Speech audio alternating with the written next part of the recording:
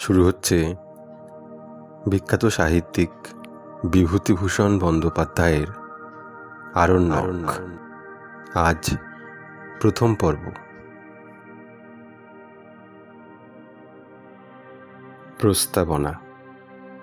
সমস্ত দিন আপিসের হাড় ভাঙা খাটুনির পরে গড়ের মাঠে ফোর্টের কাজ ঘেঁষিয়া বসিয়াছিলাম।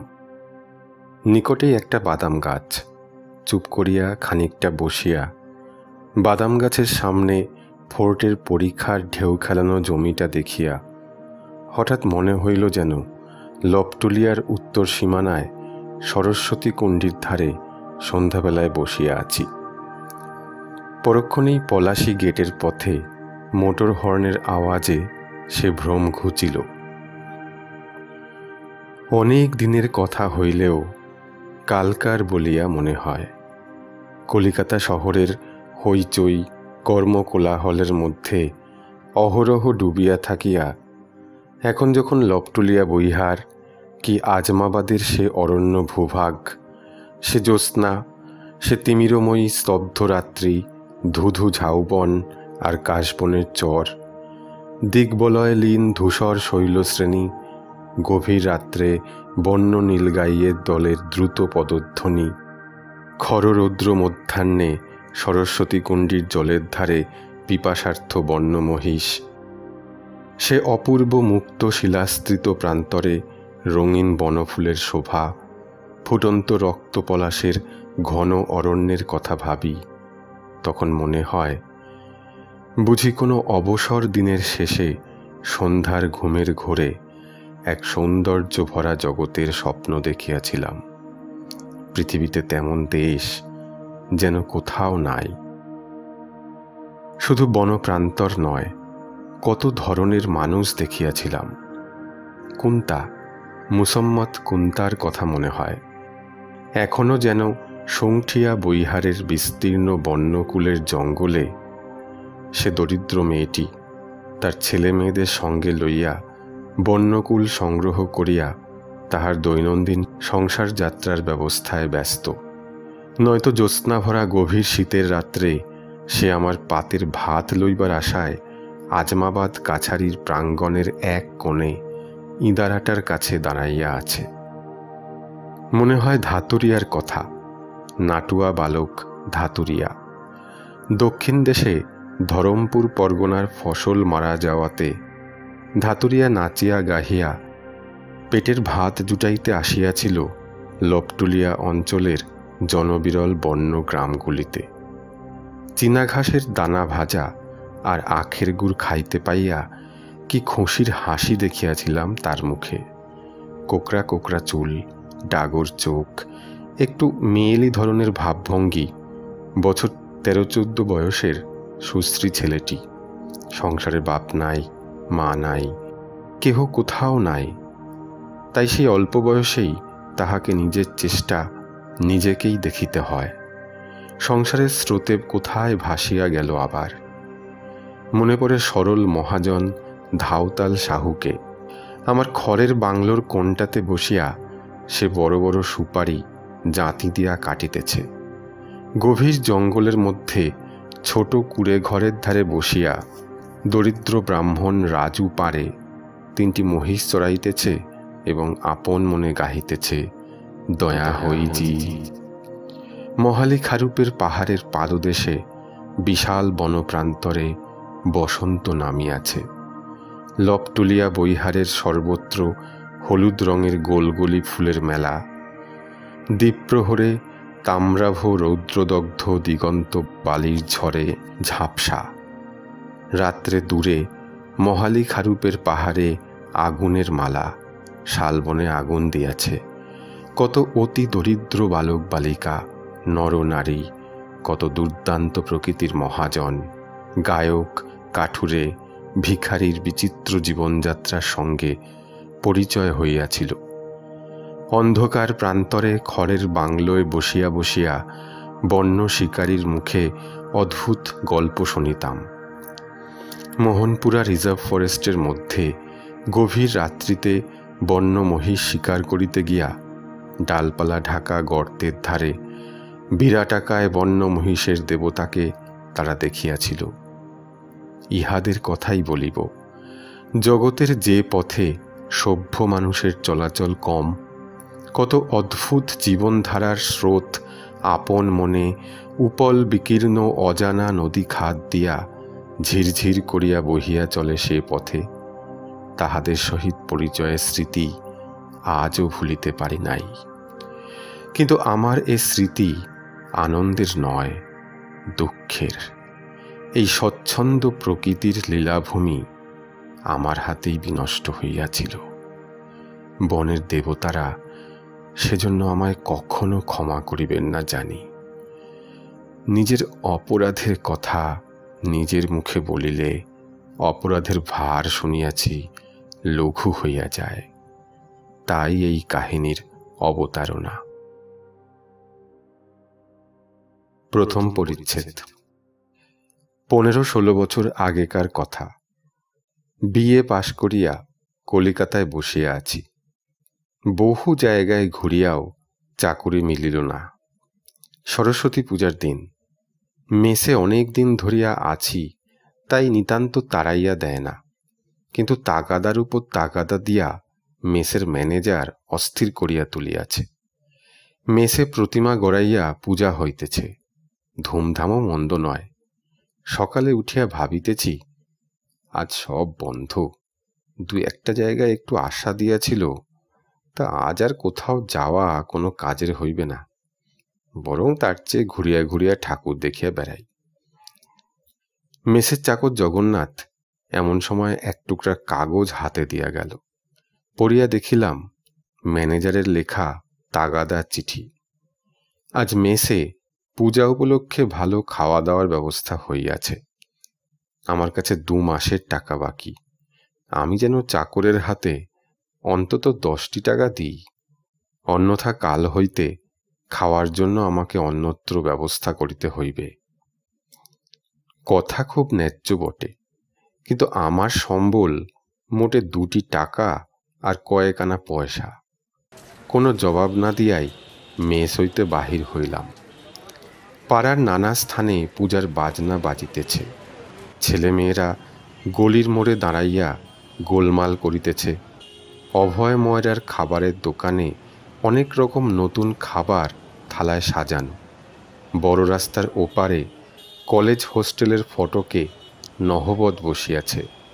বাজার হইতে দলে দলে লোক ফুলের মালা ও পূজার উপকরণ কিনিয়া ফিরিতেছে। ভাবিলাম, কোথায় যাওয়া যায়? আজ 1 বছরের উপর হইল জোড়াসাঁকো স্কুলের চাকুরি ছাড়িয়া দিয়া বসিয়া আছি। অথবা বসিয়া ঠিক নাই, চাকুরির খোঁজে হেন মার্চেন্ট আপিস নাই, হেন স্কুল নাই, হেন খবরের কাগজের আপিস নাই, হেন বড় লোকের বাড়ি নাই, যেখানে অন্তত 10 বার না হাঁটাহাঁটি করিয়াছি। সকলেরই এক কথা, চাকুরি খালি নাই। হঠাৎ পথে সতীশের সঙ্গে দেখা। সতীশের সঙ্গে হিন্দু হোস্টেলে একসঙ্গে থাকিতাম। বর্তমানে সে আলিপুরের উকিল। বিশেষ কিছু হয় বলিয়া মনে হয় না। বালিগঞ্জের ওদিকে কোথায় একটা টিউশনি আছে, সেটাই সংসার সমুদ্রে বর্তমানে তাহার পক্ষে ভেলার কাজ করিতেছে। আমার ভেলা তো দূরের কথা, একখানা মাস্তুল ভাঙা কাঠও নাই। যত দূর হাবুডুবু খাইবার তাহা খাইতেছি। সতীশকে দেখিয়া সে কথা আপাতত ভুলিয়া গেলাম। তাহার আরেকটা কারণ। সতীশ বলিল, এই যে কোথায় চলেছ সত্যচরণ? চলো হিন্দু হোস্টেলের ঠাকুর দেখে আসি। আমাদের পুরনো জায়গাটা, আর ওবেলা বড় জলসা হবে। এসো। ওয়ার্ড 6-এর সেই অবিনাশকে মনে আছে? সেই যে ময়মনসিংহের কোন জমিদারের ছেলে, সে যে আজকাল বড় গায়ক, সে গান গাইবে। আমায় আবার একখানা কার্ড দিয়েছে। তাদের এস্টেটের 2-একটা কাজকর্ম মাঝে মাঝে করি কি না। এসো, তোমায় দেখলে সে খুশি হবে। কলেজে পড়িবার সময়, আজ 5-6 বছর আগে, আমোদ পাইলে আর কিছু চাহিতাম না। এখনও সে মনের ভাব কাটে নাই দেখিলাম। হিন্দু হোস্টেলে ঠাকুর দেখিতে গিয়া সেখানে মধ্যাহ্ন ভোজনের নিমন্ত্রণ পাইলাম। কারণ আমাদের দেশের অনেক পরিচিত ছেলে এখানে থাকে। তাহারা কিছুতেই আসিতে দিতে চাহিল না। বলিলাম, বিকেলে জলসা হবে, তা এখন কি, মেস থেকে খেয়ে আসবো এখন। তাহারা সে কথায় কর্ণপাত করিল না। কর্ণপাত করিলে আমাকে সরস্বতী পূজার দিনটা উপবাসেই কাটাইতে হইত। ম্যানেজারের অমন কড়া চিঠির পরে আমি গিয়া মেসের লুচি পায়েসের ভোজ খাইতে পারিতাম না, যখন একটা টাকাও দিই নাই। এ বেশ হইল, পেট ভরিয়া নিমন্ত্রণ খাইয়া বৈকালে জলসার আসরে গিয়া বসিলাম। আবার 3 বৎসর পূর্বের ছাত্র জীবনের উল্লাস ফিরিয়া আসিল। কে মনে রাখে যে চাকুরি পাইলাম কি না পাইলাম, মেসের ম্যানেজার মুখ হাঁড়ি করিয়া বসিয়া আছে কি না আছে। ঠুংরি ও কীর্তনের সমুদ্রে তলাইয়া গিয়া ভুলিয়া গেলাম যে দেনা মিটাইতে না পারিলে কাল সকাল হইতে বায়ু ভক্ষণের ব্যবস্থা হইবে। জলসা যখন ভাঙিল তখন রাত 11টা। অবিনাশের সঙ্গে আলাপ হইল।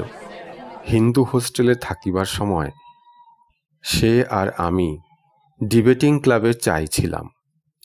একবার স্যার গুরুদাস বন্দ্যোপাধ্যায়কে আমরা সভাপতি করিয়াছিলাম। বিষয় ছিল স্কুল কলেজে বাধ্যতামূলক ধর্মশিক্ষা প্রবর্তন করা উচিত। অবিনাশ প্রস্তাবকর্তা, আমি প্রতিবাদী পক্ষের নায়ক। উভয় পক্ষের তুমুল তর্কের পরে সভাপতি আমাদের পক্ষে মত দিলেন। সেই হইতে অবিনাশের সঙ্গে খুব বন্ধুত্ব হইয়া যায়। যদিও কলেজ হইতে বাহির হইয়া এই প্রথম আবার তার সঙ্গে দেখা সাক্ষাৎ। অবিনাশ বলিল, চলো, আমার গাড়ি রয়েছে, তোমাকে পৌঁছে দিই। কোথায় থাকো? মেসের দরজায় নামাইয়া বলিল, শোনো, কাল হ্যারিংটন স্ট্রিটে আমার বাড়িতে চা খাবে বিকেল 4টের সময়। ভুলো না যেন। 33-2 লিখে রাখো তো নোট বইতে। পরদিন খুঁজিয়া হ্যারিংটন স্ট্রিট বাহির করিলাম।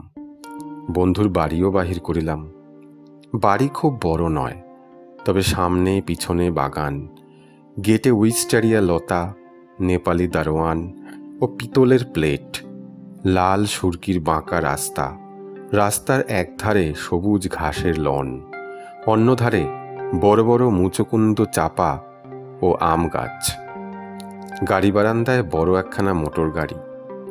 বড়লোকের বাড়ি নয় বলিয়া ভুল করিবার কোনো দিক হইতে কোনো উপায় নাই। সিঁড়ি দিয়া উপরে উঠিয়াই বসিবার ঘর। অবিনাশ আসিয়া আদর করিয়া ঘরে বসাইল এবং প্রায় সঙ্গে সঙ্গেই পুরাতন দিনের কথাবার্তায় আমরা দুজন মশগুল হইয়া গেলাম। অবিনাশের বাবা ময়মনসিংহের একজন বড় জমিদার, কিন্তু সম্প্রতি কলিকাতার বাড়িতে তাহারা কেহই নাই। অবিনাশের এক ভগ্নীর বিবাহ উপলক্ষে গত অগ্রহায়ণ মাসে দেশে গিয়াছিলেন, এখনো কেহই আসেন নাই। এ কথা ও কথার পর অবিনাশ বলিল, এখন কি করছো সত্য? বলিলাম, জোড়াসাঁকো স্কুলে মাস্টারি করতুম, সম্প্রতি বসেই আছি একরকম। ভাবছি আর মাস্টারি করব না, দেখছি এই অন্য কোনো দিকে যদি 2-1 জায়গায় আশাও পেয়েছি। আশা পাওয়ার কথা সত্য নয়, কিন্তু অবিনাশ বড়লোকের ছেলে, মস্ত বড় এস্টেট ওদের। তাহার কাছে চাকুরির উমেদারি করিতেছি এটা না দেখায়, তাই কথাটা বলিলাম। অবিনাশ একটুখানি ভাবিয়া বলিল, তোমার মতো একজন উপযুক্ত লোকের চাকুরি পেতে দেরি হবে না অবশ্যই। আমার একটা কথা আছে, তুমি তো আইনও পড়েছিলে না? বলিলাম, পাশও করেছি, কিন্তু ওকালতি করবার মতিগতি নেই। অবিনাশ বলিল, আমাদের একটা জঙ্গল মহাল আছে পূর্ণিয়া জেলায়, প্রায় 20-30 হাজার বিঘে জমি। আমাদের সেখানে নায়েব আছে, কিন্তু তার উপর বিশ্বাস করে অত জমি বন্দোবস্তের ভার দেওয়া চলে না। আমরা একজন উপযুক্ত লোক খুঁজছি, তুমি যাবে? কান অনেক সময় মানুষকে প্রবঞ্চনা করে জানিতাম, অবিনাশ বলে কি, যে চাকুরির খোঁজে আজ 1 বছর কলিকাতার রাস্তাঘাট চষিয়া বেড়াইতেছি, চায়ের নিমন্ত্রণে সম্পূর্ণ অযাচিতভাবে সেই চাকুরির প্রস্তাব আপনা হইতে সম্মুখে আসিয়া উপস্থিত হইল। তবুও মান বজায় রাখিতে হইবে। অত্যন্ত সংযমের সহিত মনের ভাব চাপিয়া উদাসীনের মতো বলিলাম, ও আচ্ছা, ভেবে বলবো। কাল আছো তো? অবিনাশ খুব খোলাখুলি দিলদরিয়া মেজাজের মানুষ, বলিল, ভাবি রেখে দাও, আমি বাবাকে আজই পত্র লিখতে বসছি।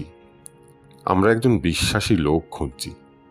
জমিদারির ঘুণ কর্মচারী আমরা চাইনে, কারণ তারা প্রায় চোর। তোমার মতো শিক্ষিত বুদ্ধিমান লোকের সেখানে দরকার। জঙ্গল মহাল আমরা নূতন প্রজার সঙ্গে বন্দোবস্ত করব। 30,000 বিঘের জঙ্গল, তো দায়িত্বপূর্ণ কাজ কি যার তার হাতে ছেড়ে দেওয়া যায়?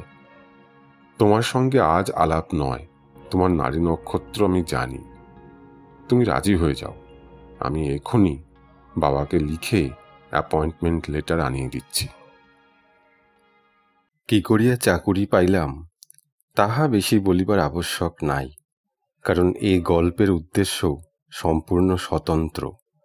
সংক্ষেপে বলিয়া রাখি, অবিনাশের বাড়ির চায়ের নিমন্ত্রণ খাইবার 2 সপ্তাহ পরে আমি একদিন নিজের জিনিসপত্র লইয়া B&W রেলওয়ের একটা ছোট স্টেশনে নামিলাম। শীতের বৈকাল, বিস্তীর্ণ প্রান্তরে ঘন ছায়া নামিয়াছে।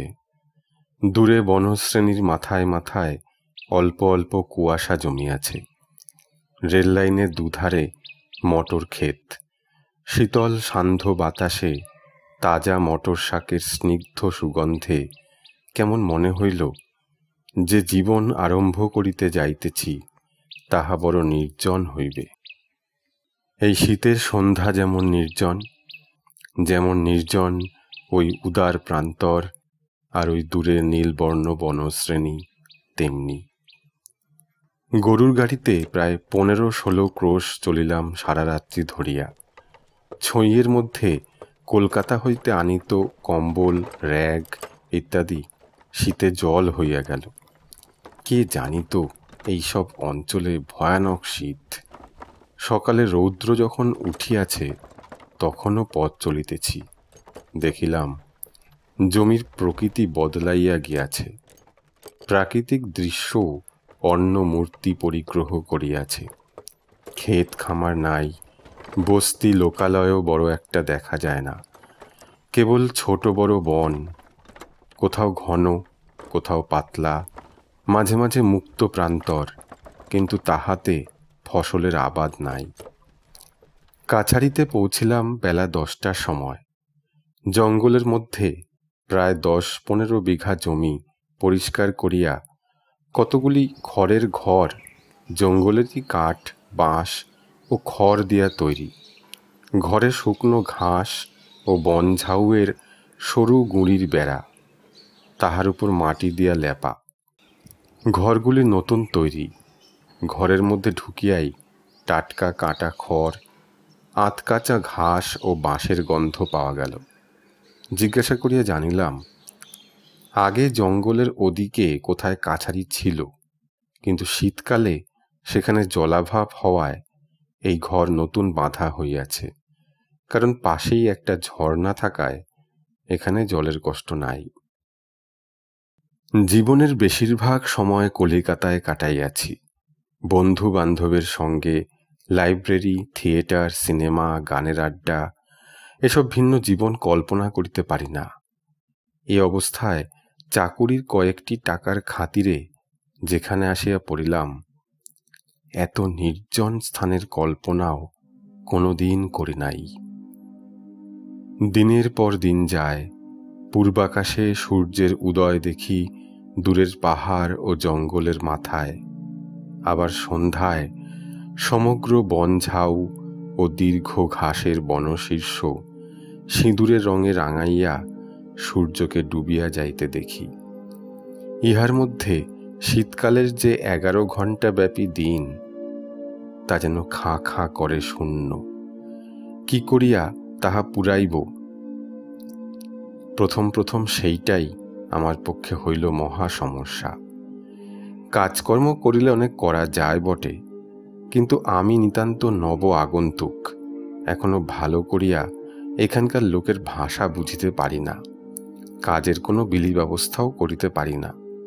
নিজের ঘরে বসিয়া বসিয়া যে কয়খানি বই সঙ্গে আনিয়াছিলাম তাহা পড়িয়াই কোনো রকমে দিন কাটাই।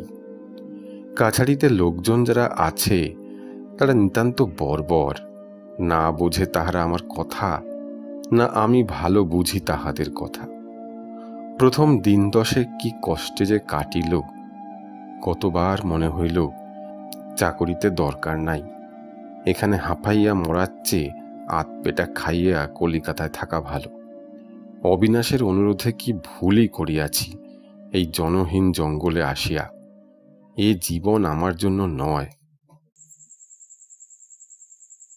রাত্রিতে নিজের ঘরে বসিয়া এই সবই ভাবিতেছি।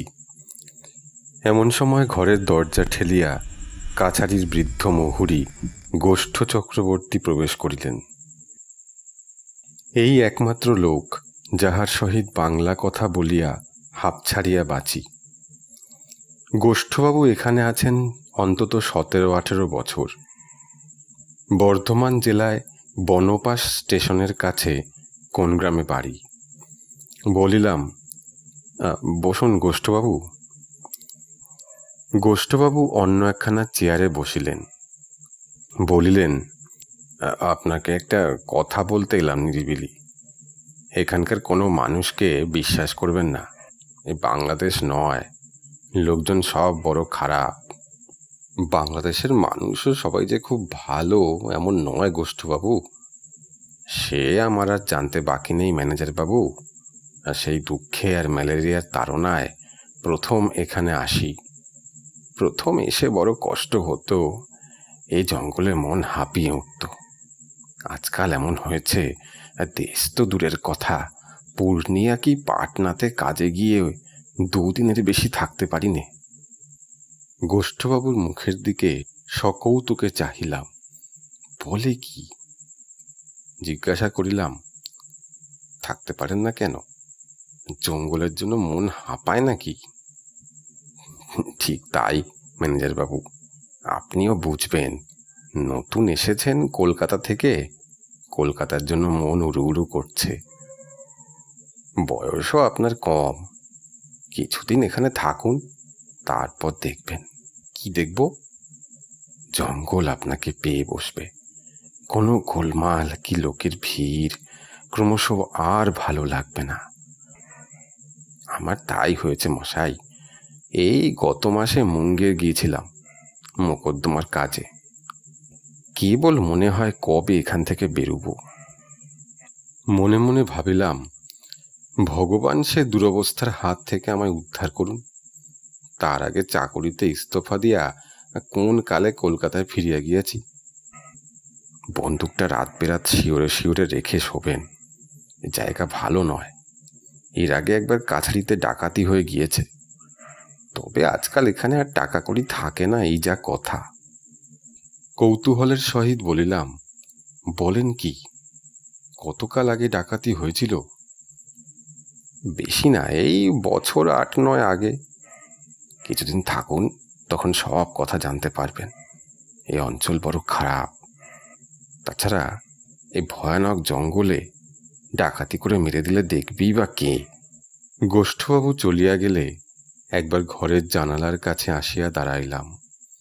দূরে জঙ্গলের মাথায় চাঁদ উঠিতেছে, আর সেই উদীয়মান চন্দ্রের পটভূমিকায় আঁকাবাঁকা একটা বনঝাউয়ের ডাল, ঠিক যেন জাপানি চিত্রকর হাকুসাই অঙ্কিত একখানি ছবি। চাকুরি করিবার আর জায়গা খুঁজিয়া পাই নাই। এসব বিপজ্জনক স্থান আগে জানিলে কখনোই অবিনাশকে কথা দিতাম না। দুর্ভাবনা সত্ত্বেও উদীয়মান চন্দ্রের সৌন্দর্য আমাকে বড় মুগ্ধ করিল। কাছারির অনতি দূরে একটা ছোট পাথরের টিলা, তার উপর প্রাচীন ও সুবৃহৎ একটা বটগাছ। এই বটগাছের নাম গ্র্যান্ট সাহেবের বটগাছ। কেন এই নাম হইল তখন অনুসন্ধান করিয়াও কিছু জানিতে পারি নাই। একদিন নিস্তব্ধ অপরাহ্নে বেড়াইতে বেড়াইতে পশ্চিম দিগন্তে সূর্যাস্তের শোভা দেখিতে টিলার উপর উঠিলাম। টিলার উপরকার বটতলায় আসন্ন সন্ধ্যার ঘন ছায়ায় দাঁড়াইয়া দাঁড়াইয়া কত দূর পর্যন্ত এক চমকে দেখিতে পাইলাম কলুটোলার মেস, কপালিটোলার সেই ব্রিজের আড্ডাটি, গোল দেখিতে আমার প্রিয় বেঞ্চখানা, প্রতিদিন এমন সময়ে যাহাতে গিয়া বসিয়া কলেজ স্ট্রিটের বিরামহীন জনস্রোত ও বাস মোটরের ভিড় দেখিতাম। হঠাৎ যেন কত দূরে পড়িয়া রহিয়াছে মনে হইল তাহারা। মন হু হু করিয়া উঠিল। কোথায় আছি?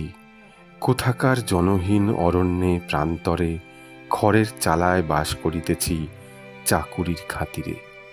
মানুষ এখানে থাকে, লোক নাই, জন নাই, সম্পূর্ণ নিঃসঙ্গ, একটা কথা কহিবার মানুষ পর্যন্ত নাই। এদেশের এইসব মূর্খ বর্বর মানুষ, এরা একটা ভালো কথা বলিলে বুঝিতে পারে না এদেরই সাহচর্যে দিনের পর দিন কাটাইতে হইবে।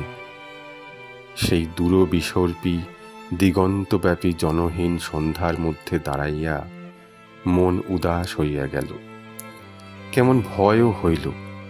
তখন সংকল্প করিলাম, এই মাসের আর সামান্য দিনই বাকি, সামনের মাসটা কোনো রূপে চোখ বুজিয়া কাটাইব। তারপর অবিনাশকে একখানা লম্বা পত্র লিখিয়া চাকরিতে ইস্তফা দিয়া কলিকাতায় ফিরিয়া গিয়া সভ্য বন্ধু বান্ধবদের অভ্যর্থনা পাইয়া, সভ্য খাদ্য খাইয়া, সভ্য সুরের সঙ্গীত শুনিয়া, মানুষের ভিড়ের মধ্যে ঢুকিয়া বহু মানবের আনন্দ উল্লাস ভরা কণ্ঠস্বর শুনিয়া বাঁচিব। পূর্বে কি জানিতাম মানুষের মধ্যে থাকিতে এত ভালোবাসি, মানুষকে এত ভালোবাসি? তাহাদের প্রতি আমার যে কর্তব্য, হয়তো সবসময় তাহা করিয়া উঠিতে পারি না, কিন্তু ভালোবাসি তাহাদের নিশ্চয়ই। নতুবা এত কষ্ট পাইব কেন তাহাদের ছাড়িয়া আসিয়া? প্রেসিডেন্সি কলেজের রেলিংয়ে বই বিক্রি করে সেই যে বৃদ্ধ মুসলমানটি, কতদিন তাহার দোকানে দাঁড়াইয়া পুরনো বই ও মাসিক পত্রিকার পাতা উল্টাইয়াছি। কেনা উচিত ছিল হয়তো, কিন্তু কেনা হয় নাই। সেও যেন পরম আত্মীয় বলিয়া মনে হইল। তাহাকে আজ কতদিন দেখি নাই। কাছারিতে ফিরিয়া নিজের ঘরে ঢুকিয়া টেবিলে আলো জ্বালিয়া একখানা বই লইয়া বসিয়াছি। সিপাহী মুনেশ্বর সিং আসিয়া সেলাম করিয়া দাঁড়াইল। বলিলাম, কি মুনেশ্বর? ইতিমধ্যে দেহাতি হিন্দি কিছু কিছু বলিতে শিখিয়াছিলাম।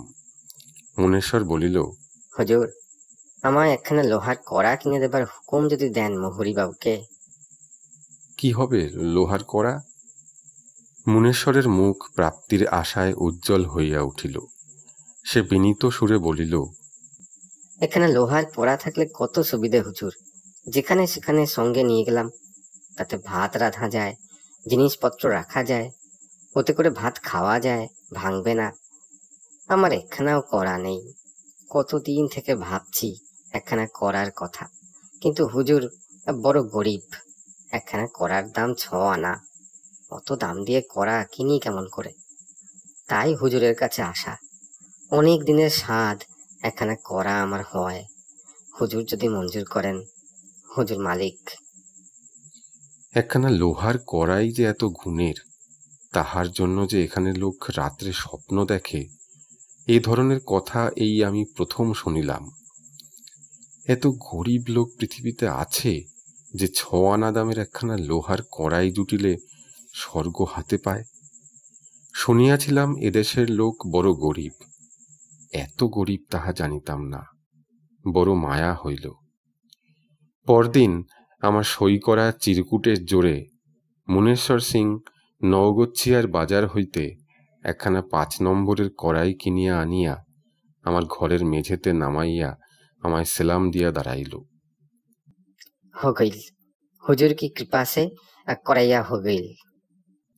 তাহার হর্ষোৎফুল্ল মুখের দিকে চাহিয়া আমার এই 1 মাসের মধ্যে সর্বপ্রথম আজ মনে হইল, বেশ লোকগুলো, বড় কষ্ট তো এদের। দ্বিতীয় পরিচ্ছেদ। কিছুতেই কিন্তু এখানকার এই জীবনের সঙ্গে নিজেকে আমি খাপ খাওয়াইতে পারিতেছি না। বাংলাদেশ হইতে সদ্য আসিয়াছি, চিরকাল কলিকাতায় কাটাইয়াছি। এই অরণ্যভূমির নির্জনতা যেন পাথরের মতো বুকে চাপিয়া আছে বলিয়া মনে হয়। একদিন বৈকালে বেড়াইতে বাহির হইয়া অনেক দূর পর্যন্ত যাই। কাছারির কাছে তবুও লোকজনের গলা শুনিতে পাওয়া যায়। রশি 2-3 গেলেই কাছারি ঘরগুলো যখন দীর্ঘ বনঝাউ ও কাশ জঙ্গলের আড়ালে পড়ে, তখন মনে হয় সমস্ত পৃথিবীতে আমি একাকী। তারপর যত দূর যাওয়া যায়, চওড়া মাঠের দুধারে ঘন বনের সারি বহুদূর পর্যন্ত চলিয়াছে। শুধু বন আর ঝোপ, গজারি গাছ, বাবলা, বন্য কাঁটা বাঁশ, বেত ঝোপ। গাছের ও ঝোপের মাথায় মাথায় অস্তন্মুখ সূর্য সিঁদুর ছড়াইয়া দিয়াছে। সন্ধ্যার বাতাসে বন্য পুষ্প ও তৃণগুল্মের সুঘ্রাণ। প্রতি ঝোপ পাখির কাকলিতে মুখর। তার মধ্যে হিমালয়ের বনটিয়াও আছে। মুক্ত দূর প্রসারী তৃণাবৃত প্রান্তর ও শ্যামল বনভূমির মেলা। এই সময় মাঝে মাঝে মনে হইত যে এখানে প্রকৃতির যে রূপ দেখিতেছি, এমনটি আর কোথাও দেখি নাই। যত দূর চোখ যায়, এসব যেন আমার। আমি এখানে একমাত্র মানুষ। আমার নির্জনতা ভঙ্গ করিতে আসিবে না কেউ। মুক্ত আকাশতলে নিস্তব্ধ সন্ধ্যায় দূর দিগন্তের সীমারেখা পর্যন্ত মনকে ও কল্পনাকে প্রসারিত করিয়া দিই। কাছারি হইতে প্রায় 1 ক্রোশ দূরে একটা নাবাল জায়গা আছে। সেখানে ক্ষুদ্র কয়েকটি পাহাড়ি ঝর্ণা ঝিরঝির করিয়া বহিয়া যাইতেছে। তাহার দুপারে জলজ লিলির বন। কলিকাতার বাগানে যাহাকে বলে স্পাইডার লিলি। বন্য স্পাইডার লিলি কখনো দেখি নাই। জানিতামও না যে এমন নিভৃত ঝর্ণার উপল বিছানো তীরে ফুটন্ত লিলি ফুলের এত শোভা হয়, বা বাতাসে তাহারা এত মৃদু কোমল সুবাস বিস্তার করে। কতবার গিয়া এখানটিতে চুপ করিয়া বসিয়া আকাশ, সন্ধ্যা ও নির্জনতা উপভোগ করিয়াছি। মাঝে মাঝে ঘোড়ায় চড়িয়া বেড়াই। প্রথম ভালো চড়িতে পারিতাম না। ক্রমে ভালোই শিখিলাম। শিখিয়াই বুঝিলাম জীবনে এত আনন্দ আর কিছুতেই নাই। যে কখনো এমন নির্জন আকাশতলে দিগন্তব্যাপী বন প্রান্তরে ইচ্ছামতো ঘোড়া ছুটাইয়া না বেড়াইয়াছে, তাহাকে বোঝানো যাইবে না সে কি আনন্দ। কাছারি হইতে 10-15 মাইল দূরবর্তী স্থানে সার্ভে পার্টি কাজ করিতেছে। প্রায়ই আজকাল সকালে 1 পেয়ালা চা খাইয়া ঘোড়ার পিঠে জিন কষিয়া সেই যে ঘোড়ায় উঠি। কোনোদিন ফিরি বৈকালে, কোনোদিন বা ফিরিবার পথে জঙ্গলের মাথার উপর নক্ষত্র উঠে, বৃহস্পতি জলজল করে। জ্যোৎস্না রাতে বনপুষ্পের সুবাস জ্যোৎস্নার সহিত মেশে। শৃগালের রব প্রহর ঘোষণা করে। জঙ্গলের ঝিঁঝি পোকা দল বাঁধিয়া ডাকিতে থাকে। যে কাজে এখানে আসা, তার জন্য অনেক চেষ্টা করা যাইতেছে। এত 1000 বিঘা জমি হঠাৎ বন্দোবস্ত হওয়াও সোজা কথা নয় অবশ্য। আর একটা ব্যাপার এখানে আসিয়া জানিয়াছি। এই জমি আজ 30 বছর পূর্বে নদীগর্ভে শিকস্তি হইয়া গিয়াছিল। 20 বছর হইল বাহির হইয়াছে। কিন্তু যাহারা পিতৃপিতামহের জমি গঙ্গায় ভাঙিয়া যাওয়ার পরে অন্যত্র উঠিয়া গিয়া বাস করিয়াছিল, সেই পুরাতন প্রজাদিগকে জমিদার এইসব জমিতে দখল দিতে চাহিতেছেন না। মোটা সেলামি ও বর্ধিত হারে খাজনার লোভে নূতন প্রজাদের সঙ্গেই বন্দোবস্ত করিতে চান, অথচ যেসব গৃহহীন, আশ্রয়হীন, অতি দরিদ্র পুরাতন প্রজাকে তাহাদের ন্যায্য অধিকার হইতে বঞ্চিত করা হইয়াছে, তাহারা বার বার অনুরোধ উপরোধ কান্নাকাটি করিয়াও জমি পাইতেছে না। আমার কাছেও অনেকে আসিয়াছিল, তাহাদের অবস্থা দেখিলে কষ্ট হয়। কিন্তু জমিদারের হুকুম, কোনো পুরাতন প্রজাকে জমি দেওয়া হইবে না, কারণ একবার চাপিয়া বসিলে তাহাদের পুরাতন সত্ত্ব তাহারা আইনত দাবি করিতে পারে। জমিদারের লাঠির জোর বেশি, প্রজারা আজ 20 বৎসর ভূমিহীন ও গৃহহীন অবস্থায় দেশে দেশে মজুরি করিয়া খায়। কেহ সামান্য চাষবাস করে, অনেকে মরিয়া গিয়াছে, তাহাদের ছেলেপিলেরা নাবালক বা অসহায়। প্রবল জমিদারের বিরুদ্ধে স্রোতের মুখে কুটার মতো ভাসিয়া যাইবে। এদিকে নূতন প্রজা সংগ্রহ করা যায় কোথা হইতে? মুঙ্গের, পূর্ণিয়া, ভাগলপুর, ছাপড়া প্রভৃতি নিকটবর্তী জেলা হইতে লোক যাহারা আসে, দর শুনিয়া পিছাইয়া যায়। 2-5 জন কিছু কিছু লইতেছেও। এইরূপ মৃদু গতিতে অগ্রসর হইলে 10,000 বিঘা জঙ্গলি জমি প্রজাবিলি হইতে 20-25 বৎসর লাগিয়া যাইবে। আমাদের এক ডিহি কাছারি আছে, সেও ঘোর জঙ্গলময় মহাল। এখান থেকে 19 মাইল দূরে। জায়গাটার নাম লপটুলিয়া। কিন্তু এখানেও যেমন জঙ্গল, সেখানেও তেমনি। কেবল সেখানে কাছারি রাখার উদ্দেশ্য এই যে সে জঙ্গলটা প্রতি বছর গোয়ালাদের গরু মহিষ চড়াইবার জন্য খাজনা করিয়া দেওয়া হয়। এ বাদে সেখানে প্রায় 200-300 বিঘা জমিতে বন্যকুলের জঙ্গল আছে। লাক্ষা কীট পুষিবার জন্য লোকে এই কুলবন জমা লইয়া থাকে। এই টাকাটা আদায় করিবার জন্য সেখানে 10 টাকা মাহিনার একজন পাটোয়ারি ও তাহার একটা ছোট কাছারি আছে। কুলবন ইজারা দিবার সময় আসিতেছে। একদিন ঘোড়া করিয়া লপটুলিয়াতে রওনা হইলাম। আমার কাছারি ও লপটুলিয়ার মাঝখানে একটু উঁচু রাঙামাটির ডাঙা, প্রায় 7-8 মাইল লম্বা। এর নাম ফুলকিয়া বৈহার। কত ধরনের গাছপালা ও ঝোপ জঙ্গলে পরিপূর্ণ। জায়গায় জায়গায় বন এত ঘন যে ঘোড়ার গায়ে ডালপালা ঠেকে। ফুলকিয়া বৈহার যেখানে নামিয়া গিয়া সমতল ভূমির সঙ্গে মিশিল, চানন বলিয়া একটি পাহাড়ি নদী সেখানে উপলখণ্ডের উপর দিয়া ঝিরঝির করিয়া বহিতেছে।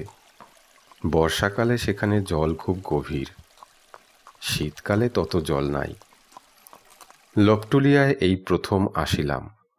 অতি ক্ষুদ্র এক খড়ের ঘর, তার মেঝে জমির সঙ্গে সমতল। ঘরের বেড়া পর্যন্ত শুকনো কাঠের, বনঝাউয়ের ডালের পাতা দিয়া বাঁধা। সন্ধ্যার কিছু পূর্বে সেখানে পৌঁছিলাম। এত শীত, যেখানে থাকি সেখানে নাই। শীতে জমিয়া যাইবার উপক্রম হইলাম বেলা না পড়িতেই। সিপাহীরা বনের ডালপালা জ্বালাইয়া আগুন করিল। সেই আগুনের ধারে ক্যাম্প চেয়ারে বসিলাম। অন্য সবাই গোল হইয়া আগুনের চারিধারে বসিল। কোথা হইতে 5.5 একটা রুই মাছ পাটোয়ারি আনিয়াছিল। এখন কথা উঠিল, রান্না করিবে কে? আমি সঙ্গে পাচক আনি নাই, নিজেও রান্না করিতে জানি না। আমার সঙ্গে সাক্ষাৎ করিবার জন্য 7-8 জন লোক লপটুলিয়াতে অপেক্ষা করিতেছিল। তাহাদের মধ্যে কণ্ট মিশ্র নামে এক মৈথিল ব্রাহ্মণকে পাটোয়ারি রান্নার জন্য নিযুক্ত করিল। পাটোয়ারিকে বলিলাম, এসব লোকেই কি ইজারা রাখবে? পাটোয়ারি বলিল, এ কি না হুজুর, ওরা খাবার লোভে এসেছে। আপনার আসবার নাম শুনে আজ 2 দিন ধরে কাছারিতে এসে বসে আছে। এদেশের লোকের ওই রকমই অভ্যেস। আরও অনেকে বোধহয় কাল আসবে। এমন কথা কখনো শুনি নাই। বলিলাম, সে কি? আমি তো নিমন্ত্রণ করিনি এদের। হুজুর, এরা বড় গরিব, ভাত জিনিসটা খেতে পায় না। কলাইয়ের ছাতু, মকাইয়ের ছাতু, এই এরা 12 মাস খায়। ভাত খেতে পাওয়াটা এরা ভোজের সমান বিবেচনা করে। আপনি আসছেন, ভাত খেতে পাবে এখানে, সেই লোভে সব এসেছে। দেখুন না, আরও কত আসে। বাংলাদেশের লোকে বড় বেশি সভ্য হইয়া গিয়াছে ইহাদের তুলনায় মনে হইল। কেন জানি না, এই অন্নভোজন লোলুপ সরল ব্যক্তিগুলিকে আমার সে রাত্রে এত ভালো লাগিল। আগুনের চারিধারে বসিয়া তাহারা নিজেদের মধ্যে গল্প করিতেছিল, আমি শুনিতেছিলাম। প্রথমে তাহারা আমার আগুনে বসিতে চাহে নাই, আমার প্রতি সম্মানসূচক দূরত্ব বজায় রাখিবার জন্য। আমি তাহাদের ডাকিয়া আনিলাম। কণ্টুমিশ্র কাছে বসিয়াই আসান কাঠের ডালপালা জ্বালাইয়া মাছ রাঁধিতেছে। ধুনা পুরাইবার মতো সুগন্ধ বাহির হইতেছে ধোয়া হইতে। আগুনের কুণ্ডের বাহির গেলে মনে হয় যেন আকাশ হইতে বরফ পড়িতেছে, এত শীত। খাওয়া দাওয়া হইতে রাত হইয়া গেল অনেক। কাছারিতে যত লোক ছিল সকলেই খাইল। তারপর আবার আগুনের ধারে গোল হইয়া বসা গেল। শীতে মনে হইতেছে শরীরের রক্ত পর্যন্ত জমিয়া যাইবে। ফাঁকা বলিয়াই শীত বোধহয় এত বেশি, কিংবা বোধহয় হিমালয় বেশি দূর নয় বলিয়া। আগুনের ধারে আমরা 7-8 জন লোক। সামনে ছোট ছোট দুখানি খড়ের ঘর। একখানিতে থাকিব আমি, আরেকখানিতে বাকি এতগুলি লোক। আমাদের চারিদিকে ঘিরিয়া অন্ধকার বন ও প্রান্তর। মাথার উপরে নক্ষত্র ছড়ানো দূর প্রসারী অন্ধকার আকাশ। আমার বড় অদ্ভুত লাগিল, যেন চিরপরিচিত পৃথিবী হইতে নির্বাসিত হইয়া মহাশূন্যে এক গ্রহে অন্য এক অজ্ঞাত রহস্যময় জীবনধারার সহিত জড়িত হইয়া পড়িয়াছি। একজন 30-32 বছরের লোক এই দলের মধ্যে আমার মনোযোগকে বিশেষভাবে আকৃষ্ট করিয়াছিল। লোকটির নাম গণরী তেওয়ারি। শ্যামবর্ণ, দোহারা চেহারা, মাথায় বড় চুল, কপালে 2টি লম্বা ফোঁটা কাটা। এই শীতে গায়ে একখানা মোটা চাদর ছাড়া আর কিছু নাই। এদেশের রীতি অনুযায়ী গায়ে একটা মেরজাই থাকা উচিত ছিল, তা পর্যন্ত নাই। অনেকক্ষণ হইতে আমি লক্ষ্য করিতেছিলাম, সে সকলের দিকে কেমন কুণ্ঠিতভাবে চাহিতেছিল। কারো কথায় কোনো প্রতিবাদ করিতেছিল না, অথচ কথা যে সে কম বলিতেছিল তা নয়।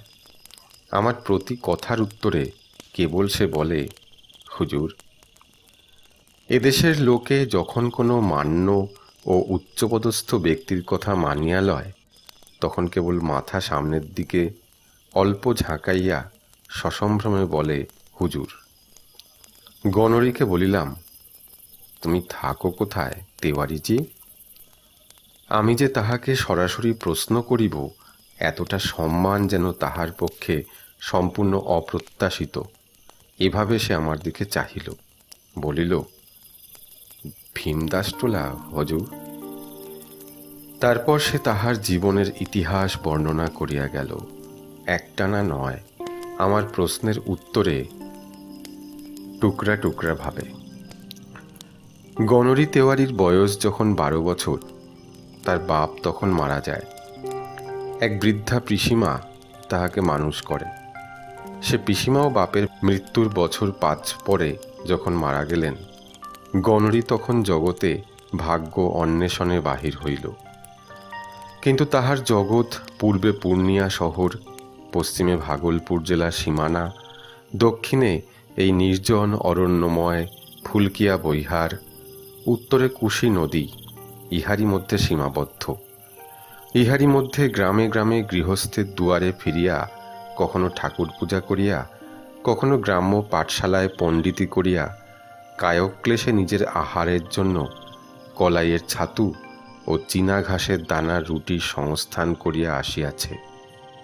সম্প্রতি মাস দুই চাকুরি নাই, পর্বতা গ্রামের পাঠশালা উঠিয়া গিয়াছে। ফুলকিয়া বৈহারের 10,000 বিঘা অরণ্যময় অঞ্চলে লোকের বসতি নাই। এখানে যে মহিষ পালকের দল মহিষ চড়াইতে আনে জঙ্গলে, তাহাদের বাথানে বাথানে ঘুরিয়া খাদ্য ভিক্ষা করিয়া বেড়াইতেছিল। আজ আমার আসিবার খবর পাইয়া অনেকের সঙ্গে এখানে আসিয়াছে কেন সে কথা আরও চমৎকার। এখানে এত লোক এসেছে কেন তেওয়ারিজি? হুজুর, সবাই বললে ফুলকিয়ার কাছারিতে ম্যানেজার এসেছেন, সেখানে গেলে ভাত খেতে পাওয়া যাবে, তাই ওরা এলো। ওদের সঙ্গে আমিও এলাম। ভাত এখানকার লোকে কি খেতে পায় না? কোথায় পাবে হুজুর, নওগচ্ছিয়া মারোয়ারিরা রোজ ভাত খায়। আমি নিজে আজ ভাত খেলাম বোধহয় 3 মাস পরে। গত ভাদ্র মাসের সংক্রান্তিতে রাসবিহারী সিং রাজপুতের বাড়ি নেমন্তন্ন ছিল। সে বড় লোক, ভাত খাইয়েছিল, তারপর আর খায়নি। যতগুলি লোক আসিয়াছিল এই ভয়ানক শীতে কাহারও গাত্রবস্ত্র নাই। রাত্রে আগুন পোহাইয়া রাত কাটায়। শেষ রাত্রে শীত যখন বেশি পড়ে আর ঘুম হয় না শীতের চোটে, আগুনের খুব কাছে ঘেঁষিয়া বসিয়া থাকে ভোর পর্যন্ত। কেন জানি না ইহাদের হঠাৎ এত ভালো লাগিল। ইহাদের দারিদ্র্য, ইহাদের সারল্য, কঠোর জীবন সংগ্রামে ইহাদের যুঝিবার ক্ষমতা, এই অন্ধকার অরণ্যভূমি ও হিমবর্ষী মুক্ত আকাশ, বিলাসিতার কোমল পুষ্পাস্তৃত পথে ইহাদের যাইতে দেয় নাই। কিন্তু ইহাদিগকে সত্যকার পুরুষ মানুষ করিয়া গড়িয়াছে। দুটি ভাত খাইতে পাওয়ার আনন্দে যারা ভীমদাসটোলা ও পর্বতা হইতে 9 মাইল পথ হাঁটিয়া আসিয়াছে বিনা নিমন্ত্রণে, তাহাদের মনের আনন্দ গ্রহণ করিবার শক্তি কত সতেজ ভাবিয়া বিস্মিত হইলাম। অনেক রাত্রে কিসের শব্দে ঘুম ভাঙিয়া গেল। শীতে মুখ বাহির করাও যেন কষ্টকর। এমন যে শীত এখানে তা না জানার দরুন উপযুক্ত গরম কাপড় ও লেপ তোষক আনি নাই। কলিকাতায় যে কম্বল গায়ে দিতাম সেখানেই আনিয়েছিলাম। শেষ রাত্রে শীতে সে যেন ঠান্ডা জল হইয়া যায় প্রতিদিন। যে পাশে শুইয়া থাকি শরীরের গরমে সেদিকটা তবুও থাকে একরকম। অন্য কাতে পাশ ফিরিতে গিয়া দেখি বিছানা কনকন করিতেছে সে পাশে। মনে হয় যেন ঠান্ডা পুকুরের জলে পৌষ মাসের রাত্রে ডুব দিলাম। পাশেই জঙ্গলের মধ্যে কিসের যেন সম্মিলিত পদশব্দ, কাহারা যেন দৌড়িতেছে। গাছপালা, শুকনো বনঝাউয়ের গাছ মটমট শব্দে ভাঙিয়া ঊর্ধ্বশ্বাসে দৌড়িতেছে। কি ব্যাপারখানা কিছু বুঝিতে না পারিয়া সিপাহী বিষ্ণুরাম পাড়ে ও স্কুল মাস্টার গণরী তেওয়ারিকে ডাক দিলাম। তাহারা নিদ্রাজড়িত চোখে উঠিয়া বসিল। কাছারির মেঝেতে যে আগুন জ্বালা হইয়াছিল তাহারই শেষ দীপ্তিটুকুতে ওদের মুখে আলস্য, সম্ভ্রম ও নিদ্রালুতার ভাব ফুটিয়া উঠিল। গণরী তেওয়ারি কান পাতিয়া একটু শুনিয়াই বলিল, কিছু না হুজুর, নীলগাইয়ের জেরা দৌড়চ্ছে জঙ্গলে। কথা শেষ করিয়াই সে নিশ্চিন্ত মনে পাশ ফিরিয়া শুইতে যাইতেছিল। জিজ্ঞাসা করিলাম, নীলগাইয়ের দলের হঠাৎ এত রাত্রে এমন দৌড়বার কারণ কি? বিষ্ণুরাম পাড়ে আশ্বাস দিবার সুরে বলিল, হয়তো কোনো জানোয়ারে তাড়া করে থাকবে হুজুর, এছাড়া আর কি। কি জানোয়ার? কি আর জানোয়ার হুজুর, জঙ্গলের জানোয়ার, শের হতে পারে, নয়তো ভালু। যে ঘরে শুইয়া আছি নিজের অজ্ঞাতসারে তাহার কাঁশ ডাঁটায় বাঁধা আগরের দিকে নজর পড়িল। সে আগরও এত হালকা যে বাহির হইতে একটি কুকুরে ঠেলা মারিলেও তাহা ঘরের মধ্যে উল্টাইয়া পড়ে। এমন অবস্থায় ঘরের সামনেই জঙ্গলে নিস্তব্ধ নিশীথ রাত্রে বাঘ বা ভালুকে বন্য নীলগাইয়ের দল তাড়া করিয়া লইয়া চলিয়াছে, এ সংবাদটিতে যে বিশেষ আশ্বস্ত হইলাম না তাহা বলাই বাহুল্য। একটু পরেই ভোর হইয়া গেল। দিন যতই যাইতে লাগিল, জঙ্গলের মোহ ততই আমাকে ক্রমে পাইয়া বসিল। এর নির্জনতা ও অপরাহ্নের সিঁদুর ছড়ানো বন ঝাউয়ের জঙ্গলের কি আকর্ষণ আছে বলিতে পারি না। আজকাল ক্রমশ মনে হয় এই দিগন্তব্যাপী বিশাল বনপ্রান্তর ছাড়িয়া, ইহার রোদ পোড়া মাটির তাজা সুগন্ধ, এই স্বাধীনতা, এই মুক্তি ছাড়িয়া কলিকাতার গোলমালের মধ্যে আর ফিরিতে পারিব না। এই মনের ভাব একদিনে হয় নাই। কত রূপে কত সাজেই যে বন্য প্রকৃতি আমার মুগ্ধ অনভ্যস্ত দৃষ্টির সম্মুখে আসিয়া আমায় ভুলাইল। কত সন্ধ্যা আসিল অপূর্ব রক্তমেঘের মুকুট মাথায়। দুপুরের খরতর রৌদ্র আসিল উন্মাদিনী ভৈরবীর বেশে। গভীর নিশীথে জ্যোৎস্নাবরণী সুরসুন্দরীর সাজে হিমস্নিগ্ধ বনকুসুমের সুবাস মাখিয়া, আকাশ ভরা তারার মালা গলায়, অন্ধকার রজনীতে কালপুরুষের আগুনের খড়গ হাতে দিকবিদিক ব্যাপিয়া বিরাট কালী মূর্তিতে। একদিনের কথা জীবনে কখনো ভুলিব না। মনে আছে সেদিন দোল পূর্ণিমা। কাছারির সিপাহীরা ছুটি চাহিয়া লইয়া সারাদিন ঢোল বাজাইয়া হোলি খেলিয়াছে। সন্ধ্যার সময়েও নাচ গানের বিরাম নাই দেখিয়া আমি নিজের ঘরে টেবিলে আলো জ্বালাইয়া অনেক রাত পর্যন্ত হেড অফিসের জন্য চিঠিপত্র লিখিলাম। কাজ শেষ হইতেই ঘড়ির দিকে চাহিয়া দেখি রাত প্রায় 1টা বাজে। শীতে জমিয়া যাইবার উপক্রম হইয়াছি। একটা সিগারেট ধরাইয়া জানলা দিয়া বাহিরের দিকে উঁকি মারিয়া মুগ্ধ ও বিস্মিত হইয়া দাঁড়াইয়া রহিলাম। যে জিনিসটা আমাকে মুগ্ধ করিল তাহা পূর্ণিমা নিশীথিনীর অবর্ণনীয় জ্যোৎস্না। হয়তো যতদিন আসিয়াছি শীতকাল বলিয়া গভীর রাত্রে কখনো বাহিরে আসি নাই, কিংবা অন্য যে কোনো কারণেই হোক ফুলকিয়া বৈহারের পরিপূর্ণ জ্যোৎস্নারাত্রির রূপ এই আমি প্রথম দেখিলাম। দরজা খুলিয়া বাহিরে আসিয়া দাঁড়াইলাম। কেহ কোথাও নাই। সিপাহীরা সারাদিন আমোদ প্রমোদের পরে ক্লান্ত দেহে ঘুমাইয়া পড়িয়াছে। নিঃশব্দ অরণ্যভূমি, নিস্তব্ধ জনহীন নিশীথ রাত্রি। সে জ্যোৎস্নারাত্রির বর্ণনা নাই। কখনো সেরকম ছায়াবিহীন জ্যোৎস্না জীবনে দেখি নাই। এখানে খুব বড় বড় গাছ নাই, ছোটখাটো বনঝাউ ও কাশ বন। তাহাতে তেমন ছায়া হয় না। চকচকে সাদা বালি মিশানো জমি ও শীতের রৌদ্রে অর্ধশুষ্ক কাশবনে জ্যোৎস্না পড়িয়া এমন এক অপার্থিব সৌন্দর্যের সৃষ্টি করিয়াছে, যাহা দেখিলে মনে কেমন ভয় হয়। মনে কেমন যেন একটা উদাস বাঁধনহীন মুক্ত ভাব মন হু হু করিয়া ওঠে। চারিধারে চাহিয়া সেই নীরব নিশীথ রাত্রে জ্যোৎস্না ভরা আকাশতলে দাঁড়াইয়া মনে হইল এক অজানা পরিরাজ্যে আসিয়া পড়িয়াছি। মানুষের কোনো নিয়ম এখানে খাটিবে না। এইসব জনহীন স্থান গভীর রাত্রে জ্যোৎস্নালোকে পরীদের বিচরণ ভূমিতে পরিণত হয়। আমি অনধিকার প্রবেশ করিয়া ভালো করি নাই। তাহার পর ফুলকিয়া বৈহারের জ্যোৎস্নারাত্রি কতবার দেখিয়াছি। ফাল্গুনের মাঝামাঝি যখন দুধলি ফুল ফুটিয়া সমস্ত প্রান্তরে যেন রঙিন ফুলের গালিচা বিছাইয়া দেয়, তখন কত জ্যোৎস্না শুভ্র রাত্রে বাতাসে দুধলি ফুলের মিষ্ট সুবাস প্রাণ ভরিয়া আঘ্রাণ করিয়াছি। প্রত্যেকবারেই মনে হইয়াছে জ্যোৎস্না যে এত অপরূপ হইতে পারে, মনে এমন ভয় মিশ্রিত উদাস ভাব আনিতে পারে, বাংলাদেশে থাকিতে তাহা তো কোনোদিন ভাবিও নাই। ফুলকিয়ার সে জ্যোৎস্নারাত্রির বর্ণনা দিবার চেষ্টা করিব না। সেরূপ সৌন্দর্য লোকের সহিত প্রত্যক্ষ পরিচয় যতদিন না হয় ততদিন শুধু কানে শুনিয়া বা লেখা পড়িয়া তাহা উপলব্ধি করা যাইবে না, করা সম্ভব নয়।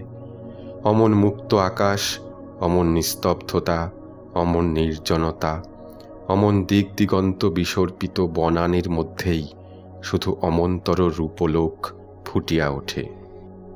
জীবনে একবারও সে জ্যোৎস্নারাত্রি দেখা উচিত। যে না দেখিয়াছে ভগবানের সৃষ্টির একটি অপূর্ব রূপ, তাহার নিকট চির অপরিচিত রহিয়া গেল। একদিন ডিহি আজমাবাদের সার্ভে ক্যাম্প হইতে ফিরিবার সময় সন্ধ্যার মুখে বনের মধ্যে পথ হারাইয়া ফেলিলাম। বনের ভূমি সর্বত্র সমতল নয়, কোথাও উঁচু জঙ্গলাবৃত বালিয়াড়ি টিলা, তারপরই দুটি টিলার মধ্যবর্তী ছোটখাটো উপত্যকা। জঙ্গলের কিন্তু কোথাও বিরাম নাই। টিলার মাথায় উঠিয়া চারিদিকে চাহিয়া দেখিলাম, যদি কোনো দিকে কাছারির মহাবীরের ধ্বজার আলো দেখা যায়। কোনো দিকে আলোর চিহ্নও নাই, শুধু উঁচু নিচু টিলা ও ঝাউবন আর কাশবন, মাঝে মাঝে শাল ও আসান গাছের বনও আছে।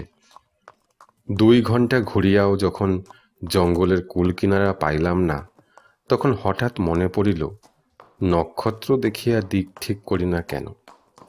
গ্রীষ্মকাল, কালপুরুষ দেখি প্রায় মাথার উপর রহিয়াছে।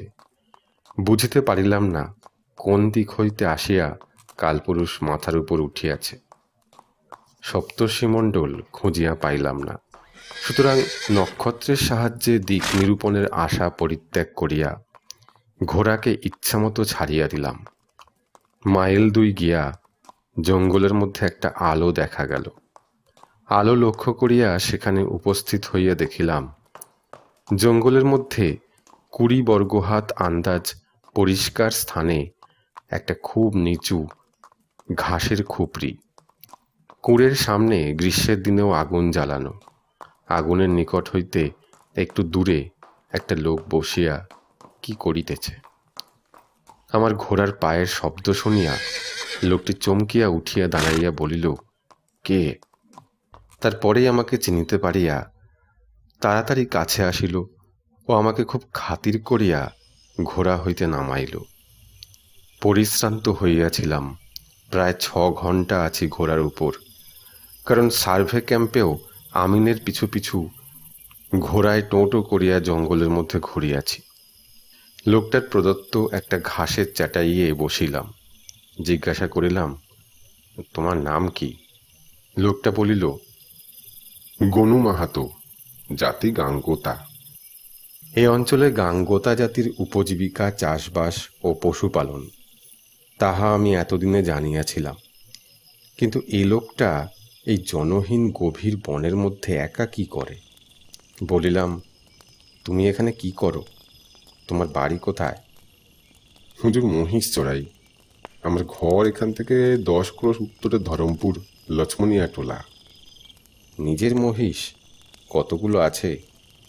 লোকটা গর্বে সুরে বলিল, 5টা মহিষ আছে হুজুর। 5টা মহিষ? দস্তুর মতো অবাক হইলাম।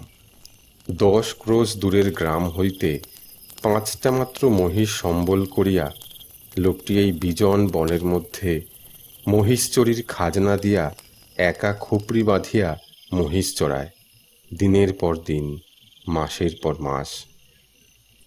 এই ছোট্ট খুপড়িটাতে কি করিয়া সময় কাটায়? কলিকাতা হইতে নূতন আসিয়াছি, শহরের থিয়েটার বায়োস্কোপে লালিত যুবক আমি, বুঝিতে পারিলাম না। কিন্তু এদেশের অভিজ্ঞতা আরও বেশি হইলে বুঝিয়াছিলাম কেন গনু মাহাতো ওভাবে থাকে। তাহার অন্য কোনো কারণ নাই ইহা ছাড়া যে গনু মাহাতোর জীবনের ধারণাই এইরূপ। যখন তাহার 5টি মহিষ, তখন তাহাদের চড়াইতে হইবে, এবং যখন চড়াইতে হইবে তখন জঙ্গলে কুঁড়ে বাঁধিয়া একা থাকিতেই হইবে। এ অত্যন্ত সাধারণ কথা, ইহার মধ্যে আশ্চর্য হইবার কি আছে? গনু কাঁচা শালপাতার একটি লম্বা পিকা বা চুরুট তৈরি করিয়া আমার হাতে সসম্ভ্রমে দিয়া আমার অভ্যর্থনা করিল। আগুনের আলোতে উহার মুখ দেখিলাম। বেশ চওড়া কপাল, উঁচু নাক, রং কালো, মুখশ্রী সরল, শান্ত চোখের দৃষ্টি। বয়স 60-এর উপর হইবে, মাথার চুল একটিও কালো নাই, কিন্তু শরীর এমন সুগঠিত যে এই বয়সেও প্রত্যেকটি মাংসপেশি আলাদা করিয়া গুনিয়া লওয়া যায়। গনু আগুনে আরও বেশি কাঠ ফেলিয়া দিয়া নিজেও একটি শালপাতার পিকা ধরাইল। আগুনের আভায় খুপড়ির মধ্যে এক আধখানা পিতলের বাসন চকচক করিতেছে। আগুনের কুণ্ডের মণ্ডলীর বাহিরে ঘোরতর অন্ধকার ও ঘন বন। বলিলাম, গনু, একা এখানে থাকো, জন্তু জানোয়ারের ভয় করে না? গনু বলিল, ভয় ডর করলে আমাদের চলে হুজুর। আমাদের যখন এই ব্যবসা, সেদিন তো রাত্রে আমার খুপড়ির পেছনে বাঘ এসেছিল। মহিষের 2টো বাচ্চা আছে, ওদের ওপর তাক। শব্দ শুনে রাত্রে উঠে টিন বাজাই, মশাল জ্বালি, চিৎকার করি। রাত্রে আর ঘুম হলো না হুজুর। শীতকালে তো সারা রাত এই বনে ফেউ ডাকে। খাও কি এখানে? দোকান টোকান তো নেই, জিনিসপত্র পাও কোথায়? চাল ডাল? হুজুর, দোকানে জিনিস কেনবার মতো পয়সা কি আমাদের আছে? না আমরা বাঙালি বাবুদের মতো ভাত খেতে পাই। এই জঙ্গলের পিছনে আমার 2 বিঘে খেরি ক্ষেত আছে।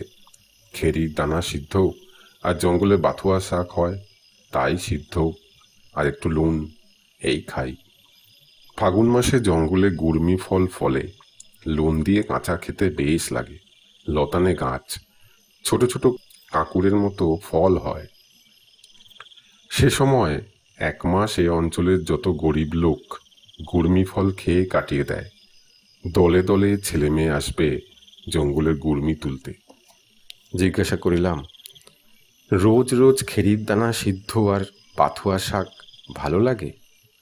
কি করব হুজুর, আমরা গরিব লোক, বাঙালি বাবুদের মতো ভাত খেতে পাবো কোথায়? ভাত এই অঞ্চলের মধ্যে কেবল রাসবিহারী সিং আর নন্দলাল পাঁড়ে খায় 2 বেলা। সারাদিন মহিষের পেছনে ভূতের মতো খাঁটি হুজুর। সন্ধ্যের সময় যখন ফিরি তখন এত খিদে পায় যে যা পাই খেতে তাই ভালো লাগে। গনুকে বলিলাম, কলকাতা শহর দেখেছ গনু? না হুজুর, কানে শুনেছি। ভাগলপুর শহরে একবার গিয়েছি, বড় ভারী শহর। ওখানে হাওয়ার গাড়ি দেখেছি, বড় তাজ্জব চিজ হুজুর। ঘোড়া নেই, কিছু নেই, আপনা আপনি রাস্তা দিয়ে চলছে। এই বয়সে উহার স্বাস্থ্য দেখিয়া অবাক হইলাম। সাহসও যে আছে ইহা মনে মনে স্বীকার করিতে হইল। গনুর জীবিকা নির্বাহের একমাত্র অবলম্বন মহিষ কয়টি। তাদের দুধ অবশ্য এ জঙ্গলে কে কিনিবে? দুধ হইতে মাখন তুলিয়া ঘি করে এবং 2-3 মাসের ঘি একত্রে জমাইয়া 9 মাইল দূরবর্তী ধরমপুরের বাজারে মারোয়ারিদের নিকট বিক্রয় করিয়া আসে।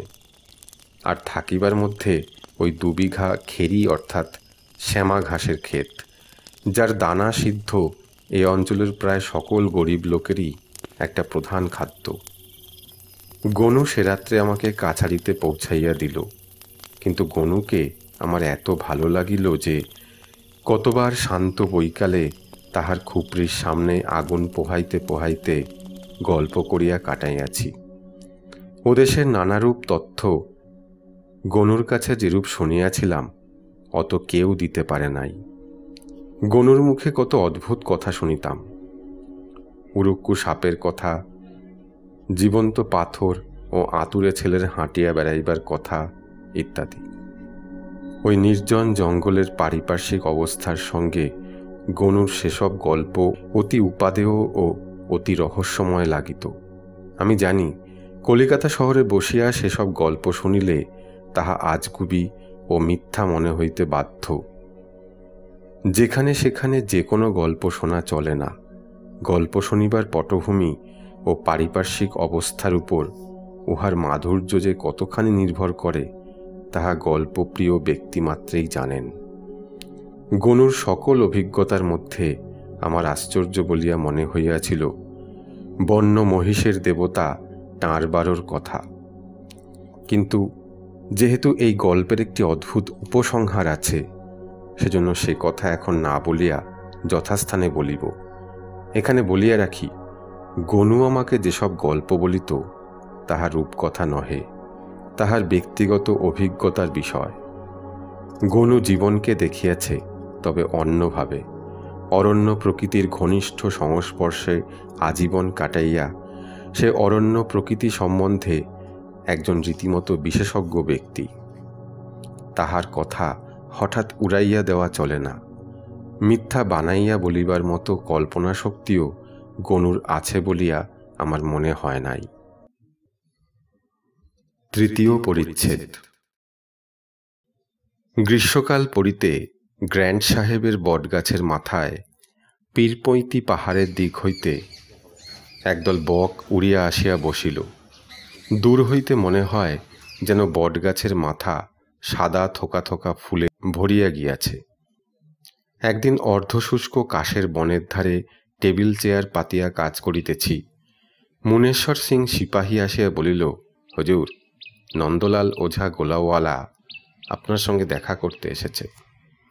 একটু পরে প্রায় 50 বছরের একটি বৃদ্ধ ব্যক্তি আমার সামনে আসিয়া সেলাম করিল ও আমার নির্দেশ মতো একটা টুলের ওপর বসিল। বসিয়াই সে একটি পশমের থলি বাহির করিল। তাহার পর থলেটির ভিতর হইতে খুব ছোট একখানি জাঁতি ও 2টি সুপারি বাহির করিয়া সুপারি কাটিতে আরম্ভ করিল। পরে কাটা সুপারি হাতে রাখিয়া 2 হাত একত্র করিয়া আমার সামনে মেলিয়া ধরিয়া সসম্ভ্রমে বলিল, সুপারি লিজিয়ে হুজুর। সুপারি ওভাবে খাওয়া অভ্যাস না থাকিলেও ভদ্রতার খাতিরে লইলাম। জিজ্ঞাসা করিলাম, কোথা হতে আসা হচ্ছে, কি কাজ?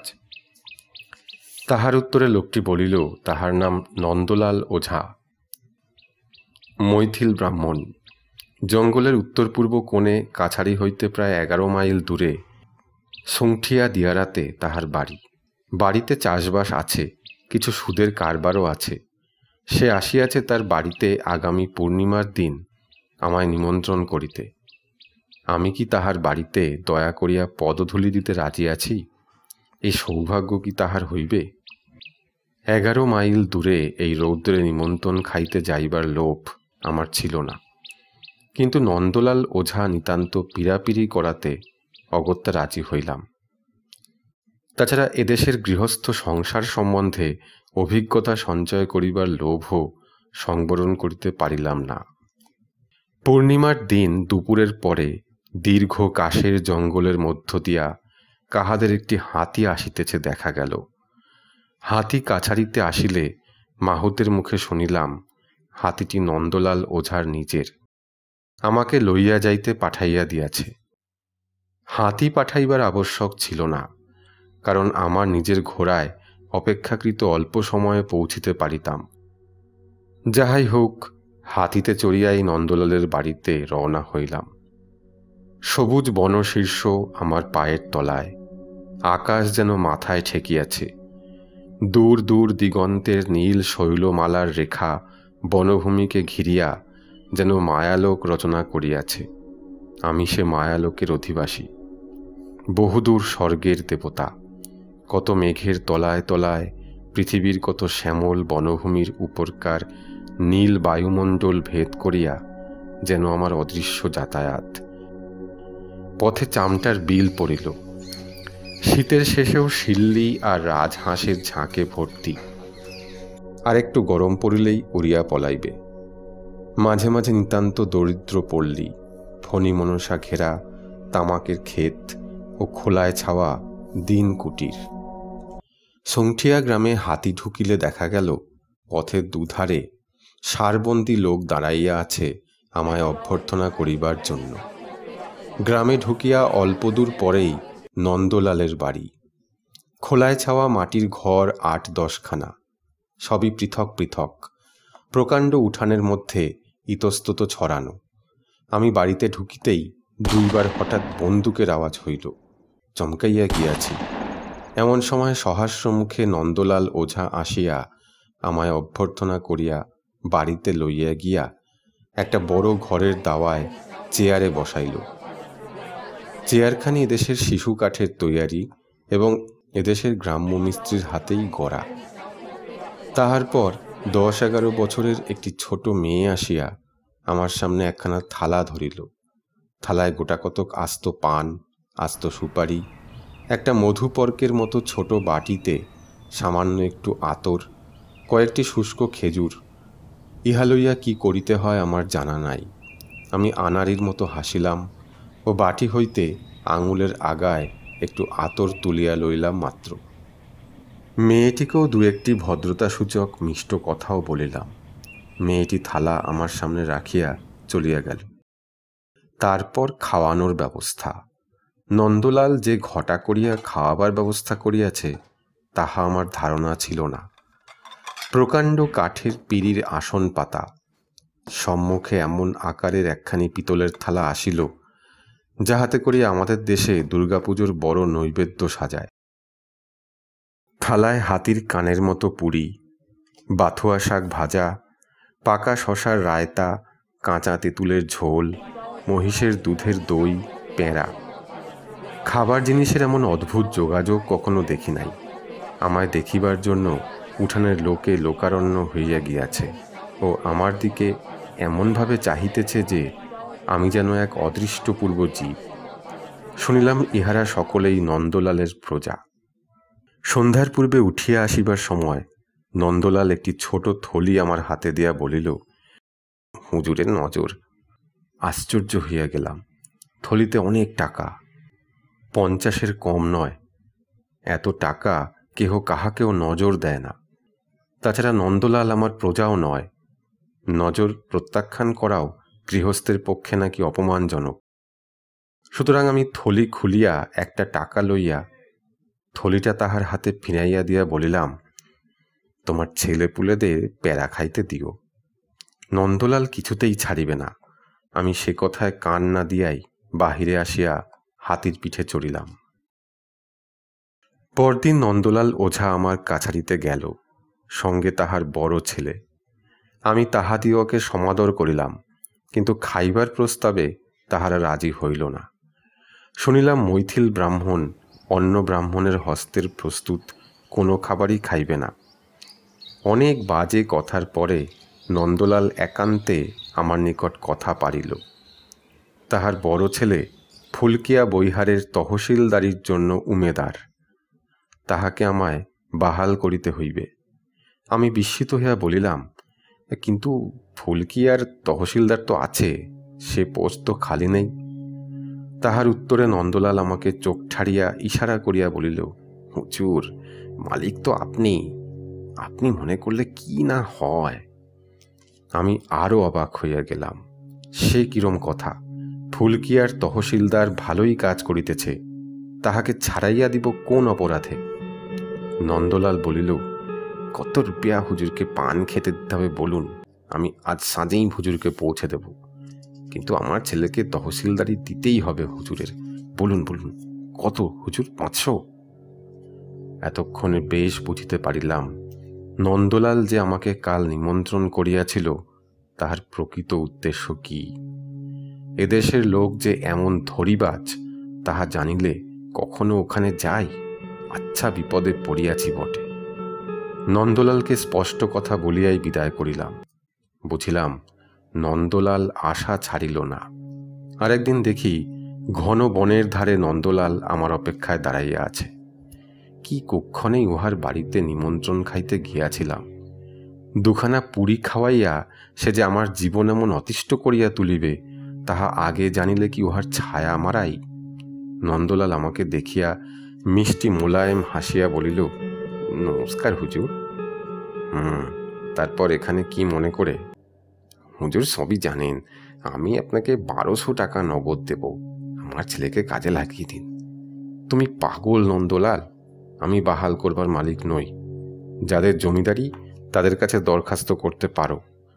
তাছাড়া বর্তমানে যে রয়েছে তাকে ছাড়াবো কোন অপরাধে? বলিয়াই বেশি কথা না বাড়াইয়া ঘোড়া ছুটাইয়া দিলাম।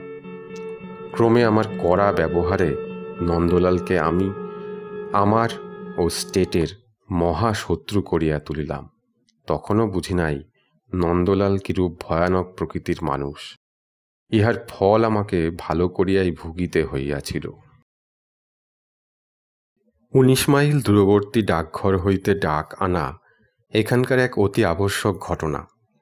অত দূরে প্রতিদিন লোক পাঠানো চলে না বলিয়া সপ্তাহে 2 বার মাত্র ডাকঘরে লোক যাইত। মধ্য এশিয়ার জনহীন দুস্তর ও ভীষণ তাকলামাকান মরুভূমিতে তাঁবুতে বসিয়া বিখ্যাত পর্যটক সোয়েন হেটিনো বোধহয় এমনি আগ্রহে ডাকের প্রতীক্ষা করিতেন। আজ ৮-৯ মাস এখানে আসিবার ফলে দিনের পর দিন, রাতের পর রাত এই জনহীন বন্য প্রান্তরে সূর্যাস্ত, নক্ষত্ররাজি, চাঁদের উদয়, জ্যোৎস্না ও বনের মধ্যে নীলগাইয়ের দৌড় দেখিতে দেখিতে যে বহির্জগতের সঙ্গে সকল যোগ হারাইয়া ফেলিয়াছি, ডাকের চিঠি কয়খানির মধ্য দিয়া আবার তাহার সহিত একটা সংযোগ স্থাপিত হইত। নির্দিষ্ট দিনে জওয়াহিরলাল সিং ডাক আনিতে গিয়াছে। আজ দুপুরে সে আসিবে। আমি ও বাঙালি মুহুরীবাবুটি ঘন ঘন জঙ্গলের দিকে চাহিতেছি।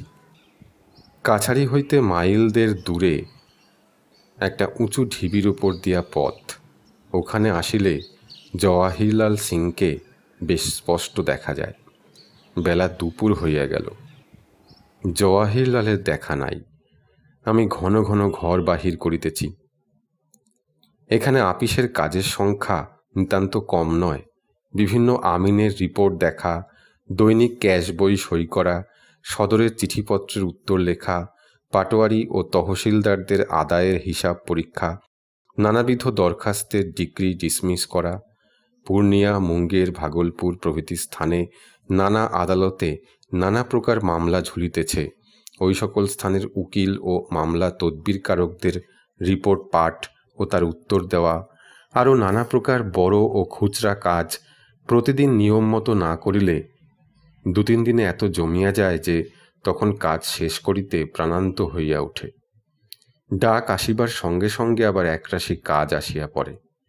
শহরের নানা ধরনের চিঠি, নানা ধরনের আদেশ, অমুক জায়গায় যাও, অমুকের সঙ্গে অমুক মহলের বন্দোবস্ত করো ইত্যাদি। বেলা ৩টার সময় জওয়াহিরলালের সাদা পাগড়ি রৌদ্রে চকচক করিতেছে দেখা গেল। বাঙালি মুহুরীবাবু হাঁকিলেন, ম্যানেজার বাবু আসুন, ডাকপিয়াদা আসছে, ওই যে। আপিসের বাহিরে আসিলাম। ইতিমধ্যে জওয়াহিরলাল আবার ঢিবি হইতে নামিয়া জঙ্গলের মধ্যে ঢুকিয়া পড়িয়াছে। আমি অপেরা গ্লাস আনাইয়া দেখিলাম দূরে জঙ্গলের মধ্যে দীর্ঘ দীর্ঘ ঘাসের ও বনঝাউয়ের মধ্যে সে আসিতেছে বটে। আর আপিসের কাজে মন বসিল না। সে কি আকুল প্রতীক্ষা! যে জিনিস যত দুষ্প্রাপ্য, মানুষের মনের কাছে তাহার মূল্য তত বেশি। একথা খুবই সত্য যে এই মূল্য মানুষের মন গড়া একটি কৃত্রিম মূল্য। প্রার্থিত জিনিসের সত্যকার উৎকর্ষ বা অপকর্ষের সঙ্গে এর কোনো সম্বন্ধ নাই। কিন্তু জগতের অধিকাংশ জিনিসের উপরই একটা কৃত্রিম মূল্য আরোপ করিয়াই তো আমরা তাকে বড় বা ছোট করি। জওয়াহিরলালকে কাছারির সামনে একটা অপরিসর বালুময় নাবাল জমির ওপারে দেখা গেল। আমি চেয়ার ছাড়িয়া উঠিলাম। মুহুরীবাবু আগাইয়া গেলেন। জওয়াহিরলাল আসিয়া সেলাম করিয়া দাঁড়াইল ও পকেট হইতে চিঠির তাড়া বাহির করিয়া মুহুরীবাবুর হাতে দিল। আমারও খান্দুই পত্র আছে, অতি পরিচিত হাতের লেখা। চিঠি পড়িতে পড়িতে চারিপাশের জঙ্গলের দিকে চাহিয়া নিজেই অবাক হইয়া গেলাম। কোথায় আছি? কখনো ভাবি নাই আমি এখানে কোনোদিন থাকিব। কলিকাতার আড্ডা ছাড়িয়া এমন জায়গায় দিনের পর দিন কাটাইব। একখানা বিলাতি ম্যাগাজিনের গ্রাহক হইয়াছি, আজ সেখানে আসিয়াছে। মোড়কের উপরে লেখা উড়োজাহাজের ডাকে। জনাকীর্ণ কলিকাতা শহরের বুকে বসিয়া ২০ শতাব্দীর এই বৈজ্ঞানিক আবিষ্কারের সুখ কি বোঝা যাইবে? এখানে এই নির্জন বন প্রদেশে সকল বিষয়েই ভাবিবার ও অবাক হইবার অবকাশ আছে। এখানকার পারিপার্শ্বিক অবস্থা সে অনুভূতি আনয়ন করে। যদি সত্য কথা বলিতে হয়, জীবনে ভাবিয়া দেখিবার শিক্ষা এইখানে আসিয়াই পাইয়াছি। কত কথা মনে জাগে, কত পুরনো কথা মনে হয়। নিজের মনকে এমন করিয়া কখনো উপভোগ করি নাই। এখানে সহস্র প্রকার অসুবিধার মধ্যেও সেই আনন্দ আমাকে যেন একটা নেশার মতো পাইয়া বসিতেছে দিন দিন। অথচ সত্যই আমি প্রশান্ত মহাসমুদ্রের কোনো জনহীন দ্বীপে একা পরিত্যক্ত হই নাই। বোধহয় 30-32 মাইলের মধ্যে রেল স্টেশন। সেখানে ট্রেনে চড়িয়া 1 ঘন্টার মধ্যে পূর্ণিয়া যাইতে পারি, 3 ঘন্টার মধ্যে মুঙ্গের যাইতে পারি। কিন্তু প্রথম তো রেল স্টেশনে যাইতেই বেজায় কষ্ট। সে কষ্ট স্বীকার করিতে পারি যদি পূর্ণিয়া বা মুঙ্গের শহরে গিয়া কিছু লাভ থাকে। এমনি দেখিতেছি কোনো লাভ নাই। না আমাকে সেখানে কেউ চেনে, না আমি কাউকে চিনি। কি হইবে গিয়া?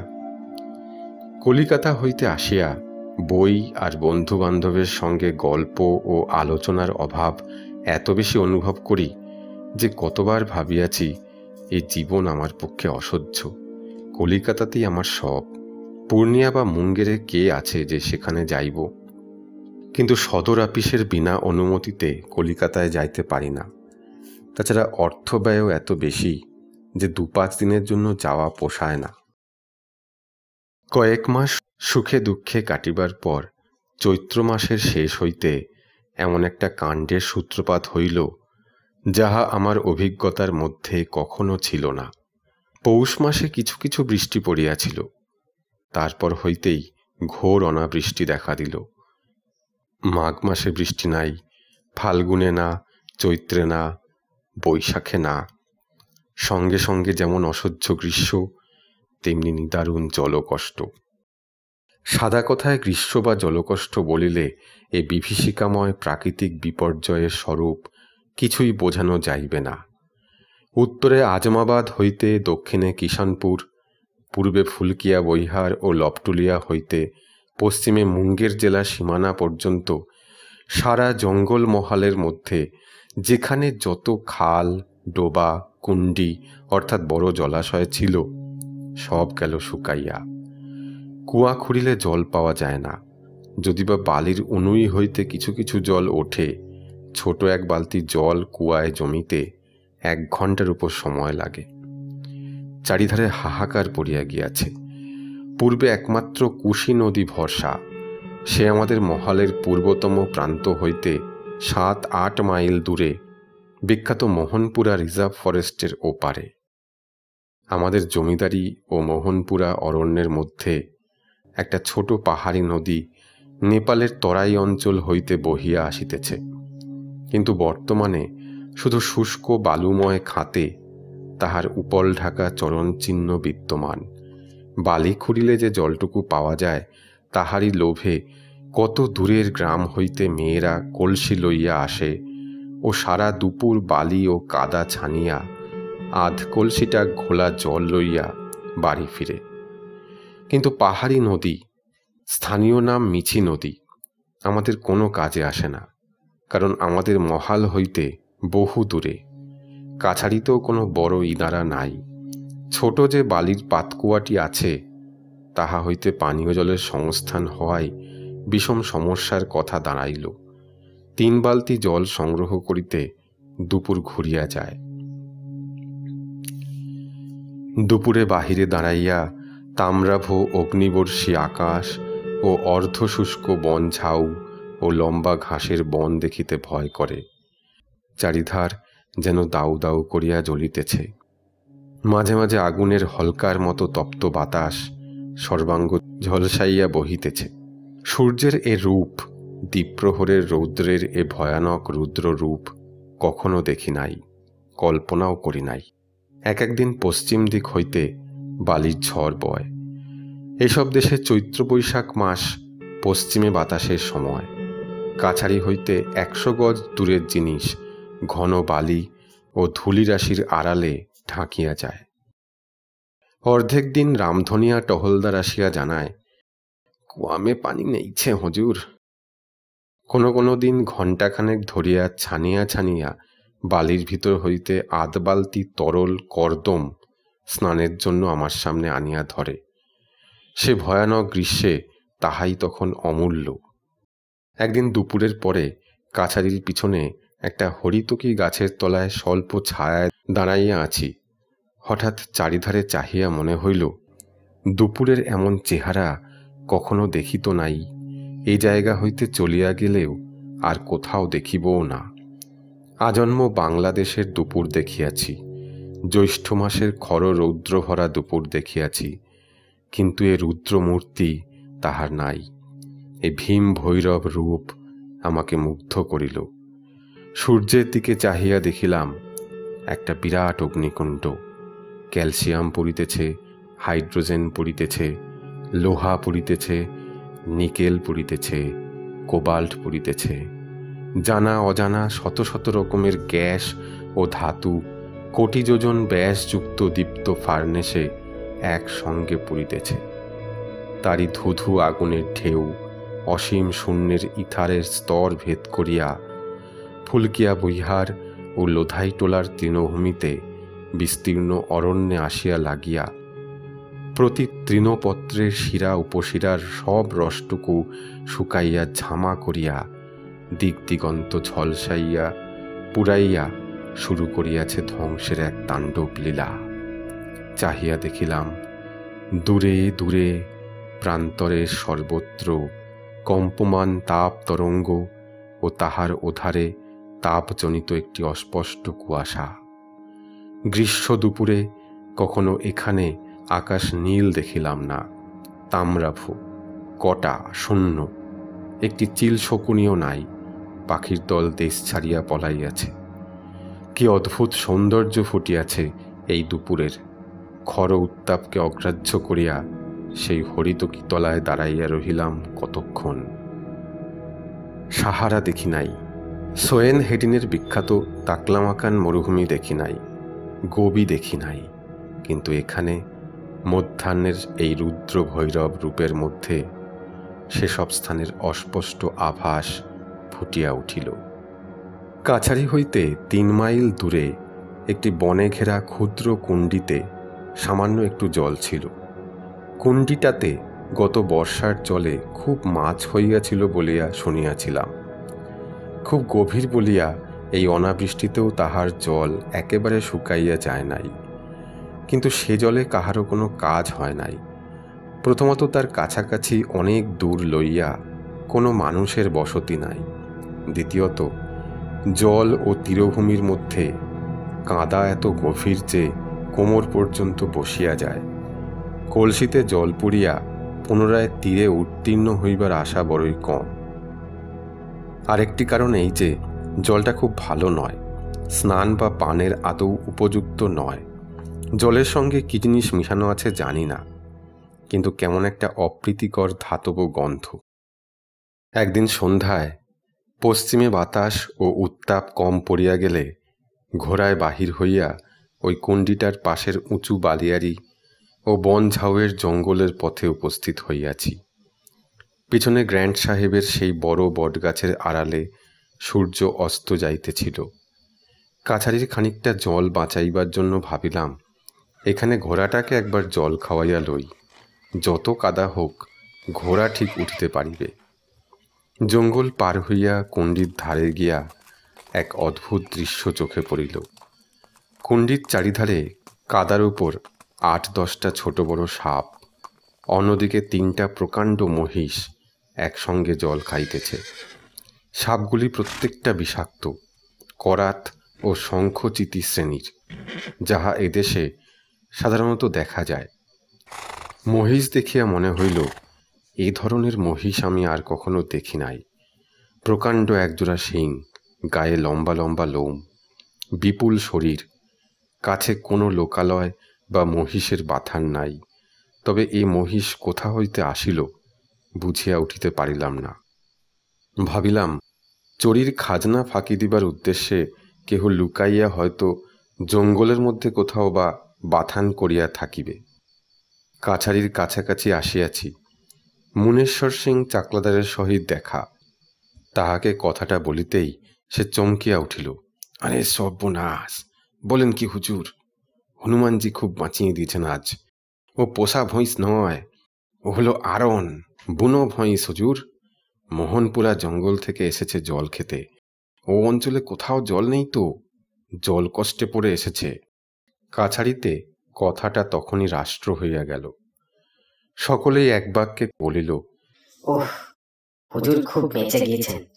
বাঘের হাতে পড়লে বরং রক্ষা পাওয়া যেতে পারে, বুনো মহিষের হাতে পড়লে নিস্তার নেই। আর এই সন্ধেবেলা ওই নির্জন জায়গায় যদি একবার আপনাকে ওরা তাড়া করত, ঘোড়া ছুটিয়ে বাঁচতে পারতেন না হুজুর। তারপর হইতে জঙ্গলে ঘেরা ওই ছোট কুণ্ডিটা বন্য জানোয়ারের জলপানের একটা প্রধান আড্ডা হইয়া দাঁড়াইল। অনাবৃষ্টি যত হইতে লাগিল, রৌদ্রের ক্রমবর্ধমান প্রখরতায় দিক দিগন্তে দাবদাহ যত প্রচণ্ড হইয়া উঠিতে লাগিল, খবর আসিতে লাগিল সেই জঙ্গলের মধ্যে কুণ্ডিতে লোকে বাঘকে জল খাইতে দেখিয়াছে, বন মহিষকে জল খাইতে দেখিয়াছে, হরিণের পালকে জল খাইতে দেখিয়াছে। নীলগাই ও বুনো শুয়োর তো আছেই, কারণ শেষের দুই প্রকার জানোয়ার এই জঙ্গলে অত্যন্ত বেশি। আমি নিজে আর একদিন জ্যোৎস্না রাতে ঘোড়ায় করিয়া কুণ্ডিতে যাই শিকারের উদ্দেশ্যে। সঙ্গে ৩-৪ জন সিপাহী ছিল, ২-৩টি বন্দুকও ছিল। সে যা দৃশ্য দেখিয়াছিলাম সে রাত্রে জীবনে ভুলিবার নয়। তাহা বুঝিতে হইলে কল্পনায় দৃষ্টি আঁকিয়া লইতে হইবে এক জনহীন জ্যোৎস্নাময়ী রাত্রি ও বিস্তীর্ণ বনপ্রান্তরের। আরও কল্পনা করিয়া লইতে হইবে সারা বনভূমি ব্যাপিয়া এক অদ্ভুত নিস্তব্ধতার। অভিজ্ঞতা না থাকিলে যদিও সে নিস্তব্ধতা কল্পনা করা অসম্ভব। উষ্ণ বাতাস অর্ধশুষ্ক কাঁশ ডাটার গন্ধে নিবিড় হইয়া উঠিয়াছে। লোকালয় হইতে বহু দূরে আসিয়াছি, দিকবিদিকের জ্ঞান হারাইয়া ফেলিয়াছি। কুণ্ডিতে প্রায় নিঃশব্দে জল খাইতেছে একদিকে 2টি নীলগাই, অন্যদিকে 2টি হায়না। নীলগাই 2টি একবার হায়নাদের দিকে চাহিতেছে, হায়নারা একবার নীলগাই 2টির দিকে চাহিতেছে। আর 2 দলের মাঝখানে 2-3 মাস বয়সের এক ছোট নীলগাইয়ের বাচ্চা। অমন করুণ দৃশ্য কখনো দেখি নাই। দেখিয়া পিপাসার্ত বন্য জন্তুদের নিরীহ শরীরে অতর্কিতে গুলি মারিবার প্রবৃত্তি হইল না। এদিকে বৈশাখও কাটিয়া গেল, কোথাও এক ফোঁটা জল নাই। আরও এক বিপদ দেখা দিল। এই সুবিস্তীর্ণ বনপ্রান্তরের মাঝে মাঝে লোকে দিক হারাইয়া আগেও পথ ভুলিয়া যাইত। এখন এইসব পথহারা পথিকদের জলাভাবে প্রাণ হারাইবার সমূহ আশঙ্কা দাঁড়াইল। কারণ ফুলকিয়া বৈহার হইতে গ্র্যান্ড সাহেবের বটগাছ পর্যন্ত বিশাল তৃণভূমির মধ্যে কোথাও এক বিন্দু জল নাই। একাধটা শুষ্কপ্রায় কুণ্ডি যেখানে আছে, অনভিজ্ঞ দিকভ্রান্ত পথিকদের পক্ষে সেসব খুঁজিয়া পাওয়া সম্ভব নয়। একদিনের ঘটনা বলি। সেদিন বেলা 4টার সময় অত্যন্ত গরমে কাজে মন বসাইতে না পারিয়া একখানা কি বই পড়িতেছি। এমন সময় রামবীরিত সিং আসিয়া এত্তেলা করিল, কাছারির পশ্চিম দিকে উঁচু ডাঙার উপরে একজনকে অদ্ভুত ধরনের পাগলা লোক দেখা যাইতেছে। সে হাত পা নাড়িয়া দূর হইতে কি যেন বলিতেছে। বাহিরে গিয়া দেখিলাম সত্যই দূরের ডাঙাটার উপরে কে একজন দাঁড়াইয়া। মনে হইল মাতালের মতো টলিতে টলিতে এদিকেই আসিতেছে। কাছারি শুদ্ধ লোক জড়ো হইয়া সেদিকে হাঁ করিয়া চাহিয়া আছে দেখিয়া আমি 2 জন সিপাহী পাঠাইয়া দিলাম লোকটাকে এখানে আনিতে। লোকটাকে যখন আনা হইল, দেখিলাম তাহার গায়ে কোনো জামা নাই, পরনে মাত্র একখানা ফর্সা ধুতি। চেহারা ভালো, রং গৌরবর্ণ, কিন্তু তাহার মুখের আকৃতি অতি ভীষণ। গালের 2 কষ বাহিয়া ফেনা বাহির হইতেছে। চোখ 2টি জবা ফুলের মতো লাল, চোখে উন্মাদের মতো দৃষ্টি। আমার ঘরের দাওয়ায় একটা বালতিতে জল ছিল, তাই দেখিয়া সে পাগলের মতো ছুটিয়া বালতির দিকে গেল। মুনেশ্বর সিং চাকলাদার ব্যাপারটা বুঝিয়া তাড়াতাড়ি বালতি সরাইয়া লইল। তাহার পর তাহাকে বসাইয়া হাঁ করাইয়া দেখা গেল জিভ ফুলিয়া বিভৎস ব্যাপার হইয়াছে।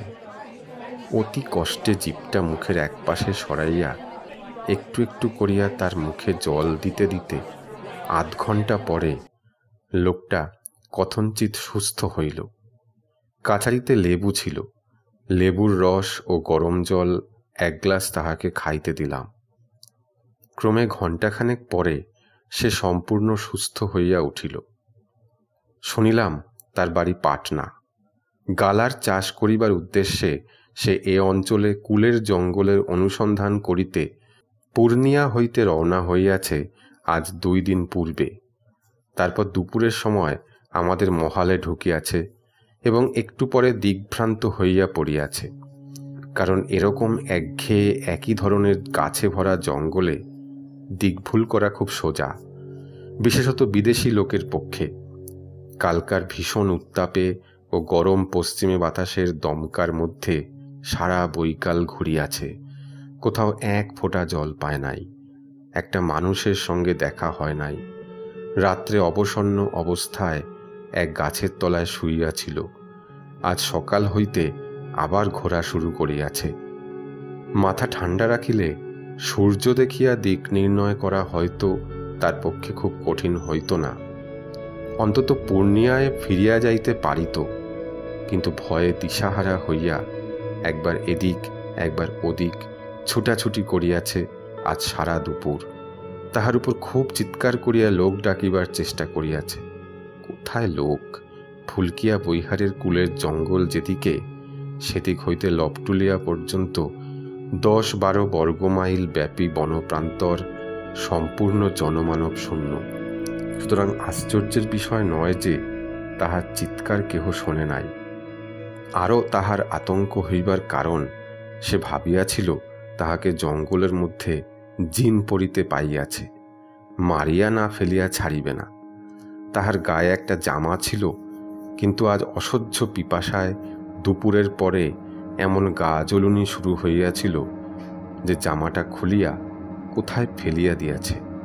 এই অবস্থায় দৈবক্রমে আমাদের কাছারির হনুমানের ধ্বজার লাল নিশানটা দূর হইতে তাহার চোখে না পড়িলে লোকটা আজ বেঘরে মারা পড়িত। একদিন এই ঘোর উত্তাপ ও জলকষ্টের দিনে ঠিক দুপুরবেলা সংবাদ পাইলাম নৈরিত কোণে মাইলখানেক দূরের জঙ্গলে ভয়ানক আগুন লাগিয়াছে এবং আগুন কাছারির দিকে অগ্রসর হইয়া আসিতেছে।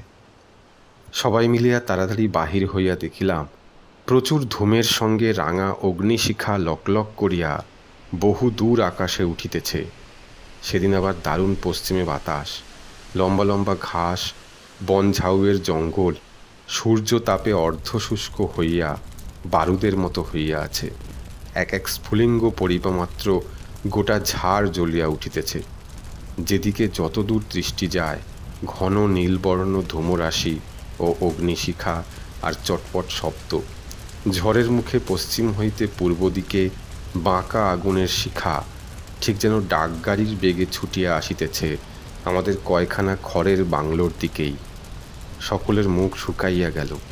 এখানে থাকিলে আপাতত তো বেড়া আগুনে ঝলসাইয়া মরিতে হয়, দাবানল তো আসিয়া পড়িল। ভাবিবার সময় নাই। কাছারির দরকারি কাগজপত্র, তহবিলের টাকা, সরকারি দলিল, ম্যাপ সর্বস্ব মজুত। এ বাদে আমাদের নিজেদের ব্যক্তিগত জিনিস যার যার তো আছেই, এসব তো যায়। সিপাহীরা শুষ্ক মুখে ভীত কণ্ঠে বলিল, আখ তো আগাইল হুজুর। বলিলাম, সব জিনিস বার করো, সরকারি তহবিল ও কাগজপত্র আগে। জনকতক লোক লাগিয়া গেল আগুন ও কাছারির মধ্যে যে জঙ্গল পড়ে তাহারই যতটা পারা যায় কাটিয়া পরিষ্কার করিতে। জঙ্গলের মধ্যে বাথান হইতে আগুন দেখিয়া বাথানওয়ালা চোরির প্রজা 2-10 জন ছুটিয়া আসিল কাছারি রক্ষা করিতে, কারণ পশ্চিমা বাতাসের বেগ দেখিয়া তাহারা বুঝিতে পারিয়াছে কাছারি ঘোর বিপন্ন। কি অদ্ভুত দৃশ্য! জঙ্গল ভাঙিয়া ছিঁড়িয়া ছুটিয়া পশ্চিম হইতে পূর্ব দিকে নীলগাইয়ের দল প্রাণ ভয়ে দৌড়িতেছে। শিয়াল দৌড়িতেছে, কান উঁচু করিয়া খরগোশ দৌড়িতেছে। একদল বন্য শুকর তো ছানাপোনা লইয়া কাছারির উঠান দিয়াই দিকবিদিক জ্ঞানশূন্য অবস্থায় ছুটিয়া গেল। ও অঞ্চলের বাথান হইতে পোষা মহিষের দল ছাড়া পাইয়া প্রাণপণে ছুটিতেছে। এক ঝাঁক বন টিয়া মাথার উপর দিয়া শোঁ করিয়া উলিয়া পালাইল। পিছনে পিছনে একটা বড় ঝাঁক লাল হাঁস, আবার এক ঝাঁক বনটিয়া, গোটা কতক সিল্লি। রামবীরিত সিং চাকলাদার অবাক হইয়া বলিল, पानी कहाँ नहीं छे? अरे ये लाल हंस का जरा कहाँ से आया भाई रामलगन? গোষ্ঠমহুরী বিরক্ত হইয়া বলিল, আহ বাপু রাখ, এখন প্রাণ নিয়ে টানাটানি। লাল হাঁস কোথা থেকে এলো তার কৈফিয়তে কি দরকার? আগুন 20 মিনিটের মধ্যে আসিয়া পড়িল। তারপরে 10-15 জন লোক মিলিয়া প্রায় ঘণ্টাখানেক আগুনের সঙ্গে সে কি যুদ্ধ। জল কোথাও নাই, আতকাচা গাছের ডাল ও বালি এইমাত্র অস্ত্র। সকলের মুখ চোখ আগুনের ও রৌদ্রের তাপে দৈত্যের মতো বিভীষণ হইয়া উঠিয়াছে। সর্বাঙ্গে ছাই ও কালি, হাতের শিরা ফুলিয়া উঠিয়াছে, অনেকেরই গায়ে হাতে ফোসকা। এদিকে কাছারির সব জিনিসপত্র, বাক্স, খাট, দেরাজ, আলমারি তখনও টানাটানি করিয়া বাহির করিয়া বিশৃঙ্খলভাবে উঠানে ফেলা হইতেছে। কোথাকার জিনিস যে কোথায় গেল কে তার ঠিকানা রাখে? মুহুরীবাবুকে বলিলাম, ক্যাশ আপনার জিম্মায় রাখুন, আর দলিলের বাক্সটা। কাছারির উঠান ও পরিষ্কৃত স্থানে বাধা পাইয়া আগুনের স্রোত উত্তর ও দক্ষিণ বাহিয়া নিমেষের মধ্যে পূর্বমুখে ছুটিল। কাছারিটা কোনো ক্রমে রক্ষা পাইয়া গেল এ যাত্রা। জিনিসপত্র আবার ঘরে তোলা হইল, কিন্তু বহু দূরে পূর্বাকাশ লাল করিয়া লোলো জিহ্বা প্রলয়ঙ্করী অগ্নিশিখা সারা রাত্রি ধরিয়া জ্বলিতে জ্বলিতে সকালের দিকে মোহনপুরা রিজার্ভ ফরেস্টের সীমানায় গিয়া পৌঁছিল। 2-3 দিন পরে খবর পাওয়া গেল, কারো ও কুশি নদীর তীরবর্তী কর্দমে 8-10টা বন্য মহিষ, 2টি চিতাবাঘ, কয়েকটি নীলগাই হাবরে পড়িয়া পুতিয়া রহিয়াছে। উহারা আগুন দেখিয়া মোহনপুরা জঙ্গল হইতে প্রাণ ভয়ে নদীর ধার দিয়া ছুটিতে ছুটিতে হাবরে পড়িয়া গিয়াছে। যদিও রিজার্ভ ফরেস্ট হইতে কুশি ও কারো নদী প্রায় 8-9 মাইল দূরে।